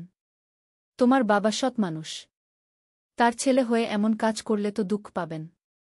আর করো না এসবু। করিম সব কিছু ফিরিয়ে দিল। দোকানদার পুলিশে কেস করলেন না। এরপর থেকে করিম নিয়মিত নামাজ পড়তে শুরু করল। বাবার দোকানে সাহায্য করত। খারাপ বন্ধুদের সাথে মিশা ছেড়ে দিল। একদিন সে বলল, আব্বা, আমি আবার পড়াশোনা শুরু করতে চাই। হাসিম মিয়া খুশি হলেন। কিন্তু খরচ? আমি দিনে দোকানে কাজ করব, রাতে পড়ব। যেভাবেই হোক মানুষ হতে চাই। সপ্তম অধ্যায়, আল্লাহর রহমত। করিমের তবা আর নতুন জীবন শুরুর কিছুদিন পর একদিন সকালে একজন ভদ্রলোক হাসিম মিয়ার দোকানে এলেন। আপনি হাসিম সাহেব? জিউ। আমি আহমেদ। কয়েক সপ্তাহ আগে আপনি আমার ছেলের হারানো টাকা ফিরিয়ে দিয়েছিলেন। আমি ব্যাংকে কাজ করি। আপনার সততার কথা শুনে মুগ্ধ হয়েছি। আপনি কি আমাদের ব্যাংকে নিরাপত্তা প্রহরীর কাজ করবেন? বেতন 2-5 হাজার টাকা গু। হাসিম মিয়া বিশ্বাস করতে পারলেন না। কিন্তু আমি তো অশিক্ষিত গু। শিক্ষার চেয়ে বড় জিনিস হচ্ছে সততা। আমাদের এমন মানুষ দরকার। হাসিম মিয়া কাজটা নিলেন। এবার অভাব অনেকটাই কমা। করিম আর রহিম দুজনেই পড়াশোনা চালিয়ে যেতে পারল। অষ্টম অধ্যায়, নতুন পরীক্ষা। জীবন যখন কিছুটা স্বাচ্ছন্দ্যে চলছিল তখন নতুন পরীক্ষা এল। রহিমা খাতুনের স্বাস্থ্য খারাপ হল। ডাক্তার বললেন, একটা বড় অপারেশন করাতে হবে। খরচ লাগবে 2 লাখ টাকা গু। 2 লাখ টাকা! হাসিম মিয়ার মাথা ঘুরে গেল। নতুন চাকরি করে কিছু টাকা জমেছে, কিন্তু এত বড় অঙ্কের টাকা কোথায়? করিম বলল, আব্বা, আমার এক বন্ধু আছে। তার বাবা ব্যবসায়ী। তিনি সুদে টাকা ধার দেন। নিয়ে নেই? হাসিম মিয়া দৃঢ়ভাবে বললেন, না ছেলে। সুদ হারাম। আল্লাহ এবং তার রাসূল সুদখোরদের বিরুদ্ধে যুদ্ধ ঘোষণা করেছেন। তোর মায়ের চিকিৎসার জন্য হারাম পথে যেতে পারি না গে। রহিম বলল, তাহলে কি করব আব্বা? আল্লাহর কাছে দোয়া কর। তিনিই একমাত্র সমাধানদাতা গু। পরিবারের সবাই রাতভর দোয়া করল। হাসিম মিয়া তাহাজ্জুদ পড়ে কান্নায় ভেঙে পড়লেন। আল্লাহ, আমি আপনার বান্দা। আমার স্ত্রীকে সুস্থ করে দিন। আমার সাধ্যের বাইরে এই খরচ। কিন্তু হারাম পথে যেতে পারব না গে। নবম অধ্যায়, অলৌকিক সমাধান। পরের দিন সকালে হাসিম মিয়া ব্যাংকে কাজে গিয়েছেন। ম্যানেজার সাহেব ডাকলেন। হাসিম সাহেব, আপনার একটা খবর আছে কি? হাসিম মিয়া ভয়ে ভয়ে জিজ্ঞেস করলেন, কি খবর স্যার? আপনার নামে একটা চিঠি এসেছে। বিদেশ থেকে। চিঠি খুলে দেখা গেল এটা সৌদি আরব থেকে। লিখেছেন আব্দুর রহমান নামে এক ব্যক্তি। প্রিয় ভাই হাসিম, আমি আব্দুর রহমান। 20 বছর আগে ঢাকায় আপনার এলাকায় থাকতাম। একদিন আমি পথে অসুস্থ হয়ে পড়েছিলাম। আপনি আমাকে সাহায্য করেছিলেন। হাসপাতালে নিয়ে গিয়েছিলেন। আমার কাছে তখন টাকা ছিল না, আপনি চিকিৎসার খরচ দিয়েছিলেন। আমি প্রতিজ্ঞা করেছিলাম একদিন এই টাকা ফিরিয়ে দেব। আল্লাহর রহমতে এখন সৌদি আরবে ভালো চাকরি করি। আপনার ঠিকানা খুঁজে বের করতে অনেক চেষ্টা করেছি। অবশেষে পেয়েছি। এই চিঠির সাথে আপনার জন্য 5 লাখ টাকার একটা চেক পাঠাচ্ছি। এটা আমার কৃতজ্ঞতার নিদর্শন। আল্লাহ আপনার মঙ্গল করুন গো। হাসিম মিয়া কাঁদতে শুরু করলেন। তিনি ভুলেই গিয়েছিলেন সেই ঘটনার কথা। ২০ বছর আগে এক অসুস্থ যুবককে হাসপাতালে নিয়ে গিয়ে চিকিৎসার খরচ দিয়েছিলেন। আজ আল্লাহ সেই নেকির বিনিময় পাঠিয়ে দিয়েছেন। ১০ম অধ্যায়, শিক্ষা আর উপলব্ধি। রহিমা খাতুনের অপারেশন সফল হল। সে সুস্থ হয়ে বাড়ি ফিরল। পরিবারে আনন্দ। করিম এই ঘটনা দেখে আরও বেশি ধর্মকর্মে মন দিল। সে বুঝল আল্লাহর রহমত কত বিস্ময়কর। রহিম বলল, আব্বা, আল্লাহ কিন্তু আপনার সততার পুরস্কার দিয়েছেন গু। না রহিম, আল্লাহ আমাদের পরীক্ষা নিয়েছেন। দেখতে চেয়েছেন আমরা কষ্টের সময় সৎ পথে থাকি কিনা। আমরা হারাম পথে না গিয়ে তার উপর ভরসা রেখেছি। তাই তিনি সাহায্য করেছেন গু। করিম বলল, আব্বা, আমি আগে বুঝতে পারিনি। ভেবেছিলাম ধর্ম মানলে শুধু কষ্টই পেতে হয়। কিন্তু দেখলাম আল্লাহ সবসময় আমাদের দেখছেন গু। একাদশ অধ্যায়, সমাজসেবা। অর্থনৈতিক অবস্থা ভালো হওয়ার পর হাশিম মিয়া সমাজসেবায় আরও বেশি মনোযোগ দিলেন। মসজিদে নিয়মিত দান করতেন। গরিব ছাত্রছাত্রীদের বৃত্তি দিতেন। করিম আর রহিম দুজনেই পড়াশোনায় ভালো করছিল। করিম আইন পড়তে চাইল। বলল, আব্বা, আমি উকিল হয়ে গরিব মানুষদের বিনামূল্যে আইনি সহায়তা দিতে চাই। রহিম বলল, আমি ডাক্তার হব। গরিব রোগীদের বিনামূল্যে চিকিৎসা দেবগু। হাশিম মিয়া খুশি হলেন। তোরা দুজনেই মানুষের সেবা করতে চাইছিস। এটাই আসল সফলতা গু। দ্বাদশ অধ্যায়, কমিউনিটিতে প্রভাব। হাশিম মিয়ার পরিবারের পরিবর্তন দেখে এলাকার অনেক মানুষ প্রভাবিত হল। যারা আগে ভাবত ধর্ম মানলে দারিদ্র্য আসে, তারা বুঝল সততা আর ধৈর্যের ফল কত মধুর। পাড়ার এক যুবক জহিরুল এসে করিমকে বলল, ভাই, আমিও তোমার মতো খারাপ পথে ছিলাম। তোমার পরিবারের গল্প শুনে মন পরিবর্তন হয়েছে। আমি কি তোমাদের সাথে নামাজ পড়তে পারি? করিম খুশি হয়ে বলল, অবশ্যই। চল, আমরা একসাথে আল্লাহর পথে চলি গু। এভাবে ধীরে ধীরে পুরো এলাকায় একটা ইতিবাচক পরিবর্তন আসতে শুরু করল। মানুষজন আরও ধার্মিক হল, সততার গুরুত্ব বুঝল। ত্রয়োদশ অধ্যায়, নতুন প্রজন্মের স্বপ্ন। কয়েক বছর পর করিম আইন পাশ করে উকিল হল। তার প্রথম কেসই ছিল একজন গরিব কৃষকের হয়ে জমি আদালতে ফিরিয়ে আনা। সে বিনা পারিশ্রমিকে কাজটি করল। রহিম মেডিকেল কলেজে ভর্তি হল। সে স্বপ্ন দেখত একদিন নিজের এলাকায় বিনামূল্যে একটা ক্লিনিক খোলার। হাশিম মিয়া এখন ব্যাংকের সিনিয়র অফিসার। তার সততার জন্য সবাই তাকে সম্মান করে। তিনি প্রতি মাসে এতিম ছেলেমেয়েদের জন্য অর্থ পাঠান। একদিন করিম বাবাকে বলল, আব্বা, আপনি কিন্তু আমাদের সবচেয়ে বড় শিক্ষা দিয়েছেন গি। কি শিক্ষা? যে আল্লাহর উপর পূর্ণ ভরসা রাখলে, সততার পথে চললে, তিনি কখনো তার বান্দাদের একা ছেড়ে দেন না গু। চতুর্দশ অধ্যায়, রহিমার গান। রহিমা খাতুন সুস্থ হওয়ার পর আরও ধার্মিক হয়ে উঠলেন। তিনি পাড়ার মহিলাদের কোরআন শেখানো শুরু করলেন। তার কাছে প্রায় মহিলারা এসে জীবনের নানা সমস্যার সমাধান চাইত। একদিন এক মহিলা এসে বলল, ভাবি, আমার স্বামী বেকার। সংসারে অভাব। ছেলেমেয়েদের পড়ানোর পয়সা নেই। মনে হয় আল্লাহ আমাদের ভুলে গেছেন গু। রহিমা খাতুন বললেন, বোন, আল্লাহ কাউকে ভোলেন না। আমাদেরও তো এমন দিন গেছে। কিন্তু আল্লাহ আমাদের ধৈর্যের পরীক্ষা নিয়েছেন। তুমি হালাল পথে থাক, নামাজ পড়, দোয়া কর। দেখবে আল্লাহ সমাধান দিয়ে দেবেন গু। এই পরামর্শে অনেক পরিবার উপকৃত হল। রহিমা খাতুনের দোয়া আর উপদেশ এলাকায় বিখ্যাত হয়ে গেল। পঞ্চদশ অধ্যায়, করিমের বিয়ে। করিম যখন ২-৫ বছর বয়সে পৌঁছাল, বাবা মা তার বিয়ের কথা ভাবতে শুরু করলেন। কিন্তু করিম বলল, আব্বা, আমি এমন মেয়েকে বিয়ে করতে চাই যে ধার্মিক, সৎ, আর আমার মতোই মানুষের সেবা করতে চায় গু। হাশিম মিয়া বললেন, এটাই তো আসল কথা। টাকা পয়সা, রূপযৌবন সব শেষ হয়ে যায়। কিন্তু ভালো চরিত্র আর ধর্মভীরুতা সারা জীবন থাকে গু। কিছুদিন পর পরিচিত এক পরিবারে মেয়ে দেখা গেল। মেয়েটির নাম সালমা। সে মাদ্রাসায় শিক্ষকতা করে, গরিব ছেলে মেয়েদের বিনামূল্যে পড়ায়। তার চরিত্র আর ধার্মিকতার প্রশংসা এলাকা জুড়ে। করিম আর সালমার বিয়ে হল। সাদাসিধে অনুষ্ঠান। অতিরিক্ত খরচ না করে যে টাকা বাঁচল, সেটা দরিদ্রদের মধ্যে বিতরণ করা হল। ষোড়শ অধ্যায়, রহিমের সংগ্রাম। রহিম মেডিকেল কলেজে পড়ার সময় অনেক চ্যালেঞ্জের মুখে পড়ল। সহপাঠীদের অনেকে বিলাসবহুল জীবনযাপন করত। তারা রহিমকে নিয়ে কটাক্ষ করত, তোর বাবা তো গরিব। তুই কিভাবে ডাক্তার হবি? রহিম কষ্ট পেত, কিন্তু বাবার কথা মনে রাখত। মানুষের কথায় কান দিস না। তুই তোর লক্ষ্যে অটল থাক। একবার পরীক্ষায় খারাপ ফল করল।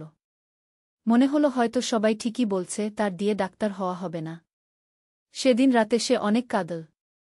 বাবা তাকে বোঝালেন, রহিম, একবার ব্যর্থ হলেই সব শেষ না। আল্লাহর নবী মুসা যখন ছোট ছিলেন, তিনি কি জানতেন একদিন বনি ইসরায়েলের নেতা হবেন? জীবনে চড়াই-উতরাই আছে, কিন্তু আল্লাহর ওপর ভরসা রেখে এগিয়ে যেতে হয়। রহিম আরও বেশি পড়াশোনায় মনোযোগ দিল। পরের পরীক্ষায় ভালো করল। সপ্তদশ অধ্যায়, সালমার প্রভাব। সালমা বিয়ের পর করিমের জীবনে নতুন মাত্রা যোগ করল। সে শুধু ভালো স্ত্রী ছিল না, ছিল একজন সুন্দর সাথী। দুজনে মিলে এলাকার দরিদ্র পরিবারগুলোর খোঁজখবর নিত। সালমা প্রতি সপ্তাহে মহিলাদের জন্য ধর্মীয় আলোচনার আয়োজন করত। সেখানে ইসলামিক শিক্ষার পাশাপাশি স্বাস্থ্য, পুষ্টি, শিশুপালন নিয়েও কথা হতো। একদিন করিম বলল, সালমা, আমার মনে হয় আমরা একটা এনজিও খুলি। নাম দেই আল খায়ের ফাউন্ডেশন। দরিদ্রদের সাহায্য, শিক্ষা, চিকিৎসা, সব কিছু। সালমা বলল, দারুণ ভাবনা, কিন্তু এর জন্য অনেক টাকার দরকার হবে। আল্লাহর ওপর ভরসা রাখি, তিনি ব্যবস্থা করে দেবেন। অষ্টাদশ অধ্যায়, আল খায়ের ফাউন্ডেশন। করিম আর সালমা মিলে আল খায়ের ফাউন্ডেশন শুরু করল। প্রথমে খুব ছোট পরিসরে, নিজেদের বেতনের কিছু অংশ আর হাশিম মিয়ার সঞ্চয় দিয়ে তারা এলাকার 100টি পরিবারকে মাসিক সাহায্য দেওয়া শুরু করল। দরিদ্র ছাত্রছাত্রীদের বইখাতা দিত, অসুস্থদের ওষুধের খরচ দিত। কয়েক মাস পর এক বিশিষ্ট ব্যবসায়ী তাদের কাজ দেখে মুগ্ধ হলেন। তিনি 5 লক্ষ টাকা দান করলেন। আমি অনেক এনজিওকে টাকা দিয়েছি, তিনি বললেন, কিন্তু আপনারা সত্যিকারের হৃদয় দিয়ে কাজ করছেন। এটাই আসল সেবাগু। এই অর্থ দিয়ে তারা একটা ছোট স্কুল খুল, নাম নূর একাডেমি। সেখানে দরিদ্র শিশুরা বিনামূল্যে লেখাপড়া শিখত। 21 অধ্যায়, রহিমের সফলতা। রহিম অবশেষে মেডিকেল কলেজ থেকে পাশ করল। সে এলাকায় প্রথম ডাক্তার।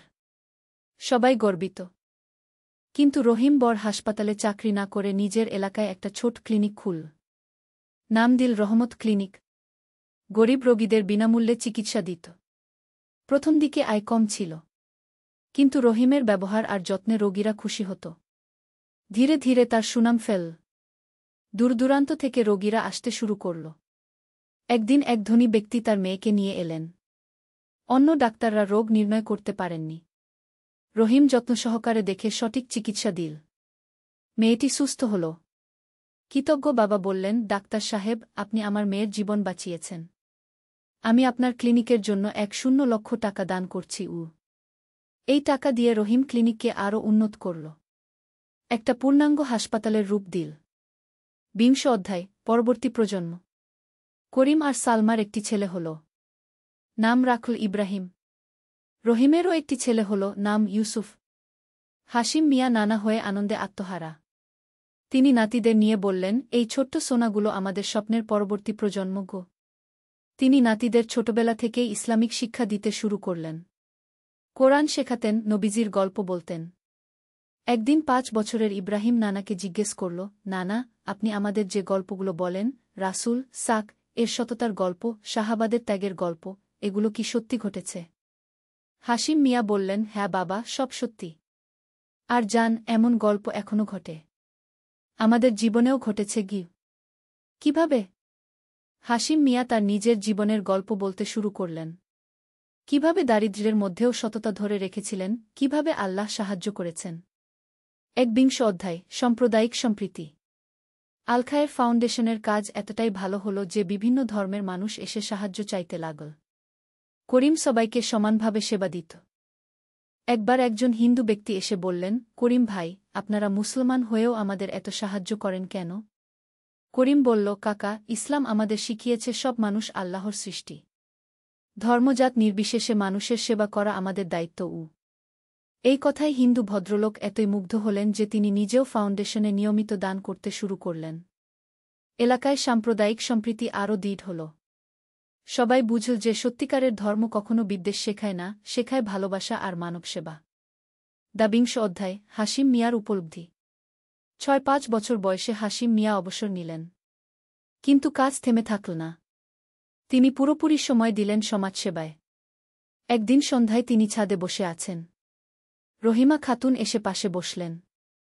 কি ভাবছেন? ভাবছি আল্লাহ কত মেহেরবান। একসময় ভেবেছিলাম তিনি হয়তো আমাদের পরীক্ষা করছেন কেন। আজ বুঝি সেই কষ্টের দিনগুলোই আমাদের এই সুখের দিনগুলোর জন্য প্রস্তুত করেছে। কিভাবে? দারিদ্র্য আমাদের শিখিয়েছে অন্যের কষ্ট বুঝতে। কষ্ট আমাদের আল্লাহর কাছাকাছি নিয়ে গেছে। আর আল্লাহর উপর ভরসা আমাদের শক্তি দিয়েছে যে কোনো পরিস্থিতি মোকাবেলা করার। আলহামদুলিল্লাহ। ৩ অধ্যায়, নতুন চ্যালেঞ্জ। জীবন যখন সুখে শান্তিতে কাটছে তখন নতুন এক চ্যালেঞ্জ এল। এলাকায় কিছু চরমপন্থী গ্রুপ ধর্মের নামে বিভ্রান্তি ছড়ানো শুরু করল। তারা বলত প্রকৃত ইসলাম হল কঠোর, অন্য ধর্মের মানুষদের সাথে মিশা যাবে না। করিম বুঝল এই বিষয়ে কিছু করতে হবে। তিনি এলাকার যুবকদের নিয়ে ইসলামিক আলোচনা সভা শুরু করলেন। ভাইয়েরা, করিম বলল, ইসলাম শান্তির ধর্ম। রাসূল সাক বিভিন্ন ধর্মের মানুষের সাথে সহাবস্থান করেছেন। তিনি কখনো জোর করে কাউকে ইসলাম গ্রহণ করতে বলেননি। একজন যুবক প্রশ্ন করল, কিন্তু কোরআনে তো জিহাদের কথা আছে। করিম বোঝালেন, জিহাদের প্রকৃত অর্থ হল আত্মসংগ্রাম, নিজের মনের খারাপ প্রবৃত্তির বিরুদ্ধে লড়াই। আর যদি যুদ্ধের কথা বলি, সেটাও শুধুমাত্র আত্মরক্ষার জন্য, আগ্রাসনের জন্য নয়। এই আলোচনায় অনেক যুবক সঠিক ইসলাম বুঝতে পারল। চরমপন্থীদের প্রভাব কমে গেল। ৪ অধ্যায়, শিক্ষার আলো। নূর একাডেমি এখন একটা পূর্ণাঙ্গ স্কুল। সেখানে ৫০০ শিশু পড়াশোনা করে। শুধু বইয়ের শিক্ষা নয়, নৈতিক শিক্ষাও দেওয়া হয়। একদিন স্কুলের একটি ছাত্র, নাম সোহান, করিম স্যারের কাছে এল। স্যার, আমার বাবা বলেছেন লেখাপড়া করে কি হবে? গরিবের ছেলে তো গরিবই থাকবে। করিম সোহানকে বসালেন। সোহান, আমার নানা একসময় এমনই ভাবতেন। কিন্তু দেখ, শিক্ষার মাধ্যমে আমার বাবা ব্যাংকের অফিসার হয়েছেন। আমি উকিল, আমার ছোট চাচা ডাক্তার। শিক্ষাই পারে তোমাদের ভাগ্য বদলাতে। সোহানের চোখে স্বপ্ন জেগে উঠল। স্যার, আমি ইঞ্জিনিয়ার হতে চাই। অবশ্যই হবি। শুধু মনে রাখিস, সফল হওয়ার পর অন্যদের সাহায্য করার কথা ভুলে যেও না। ৫ অধ্যায়, আন্তর্জাতিক স্বীকৃতি। আল-খায়ের ফাউন্ডেশনের কাজ এত ব্যাপক হল যে আন্তর্জাতিক মানবাধিকার সংস্থাগুলো নজরে পড়ল। একটা আন্তর্জাতিক এনজিও তাদের বেস্ট কমিউনিটি সার্ভিস অ্যাওয়ার্ড দিল। করিম পুরস্কার নিতে ঢাকা গেলেন। সেখানে বিভিন্ন দেশের প্রতিনিধিরা ছিলেন। একজন ইউরোপিয়ান মহিলা বললেন, মরখেরেম, আপনাদের কাজ দেখে মুগ্ধ হয়েছি। আপনারা কি আন্তর্জাতিক সাহায্য নিতে চান? করিম বললেন, অবশ্যই। কিন্তু একটা শর্ত আছে। আমাদের মূল নীতি সততা আর নিঃস্বার্থ সেবা, এটাই কোনো আপস করব না। অ্যাবসোলুটলি। আমরা তো এই নীতির জন্যই আপনাদের পছন্দ করেছি। ৬ অধ্যায়, বার্ধক্যের প্রজ্ঞা। ৭০ বছর বয়সে হাশিম মিয়া আরও বেশি সময় ইবাদতবন্দেগিতে দিতে শুরু করলেন। তাহাজ্জুদ, জিকির, কোরআন তেলাওয়াত, এগুলোতে নিয়মিত। একদিন নাতি ইব্রাহিম, এখন ৫ বছর বয়স, নানাকে জিজ্ঞেস করল, নানা, আপনি কি কখনো অনুশোচনা করেন? মানে ভাবেন যদি অসৎ পথে টাকা কামাতেন তাহলে আরও ধনী হতে পারতেন? হাশিম মিয়া হাসলেন। ইব্রাহিম, আমি যা পেয়েছি তাতে আমি অনেক খুশি। কিন্তু আসল কথা হল, আমি যে শান্তি পেয়েছি, যে নিষ্কলুষ ঘুম পাই রাতে, যেভাবে আল্লাহর কাছে সাহায্য চাইতে পারি, এগুলো অসৎ টাকায় পাওয়া সম্ভব না। মানে হল, পার্থিব সম্পদের চেয়ে মানসিক শান্তি আর আল্লাহর সাথে সম্পর্ক বেশি মূল্যবান। আর দেখ, আল্লাহ আমাদের দুনিয়াতেও ভালো রেখেছেন, আখিরাতের জন্যও আশা রাখতে পারি। ৭ অধ্যায়, নতুন স্বপ্ন। এখন করিমের ছেলে ইব্রাহিম আর রহিমের ছেলে ইউসুফ বড় হচ্ছে। ইব্রাহিম চায় কম্পিউটার ইঞ্জিনিয়ারিং পড়তে। ইউসুফ চায় আন্তর্জাতিক আইন নিয়ে পড়া।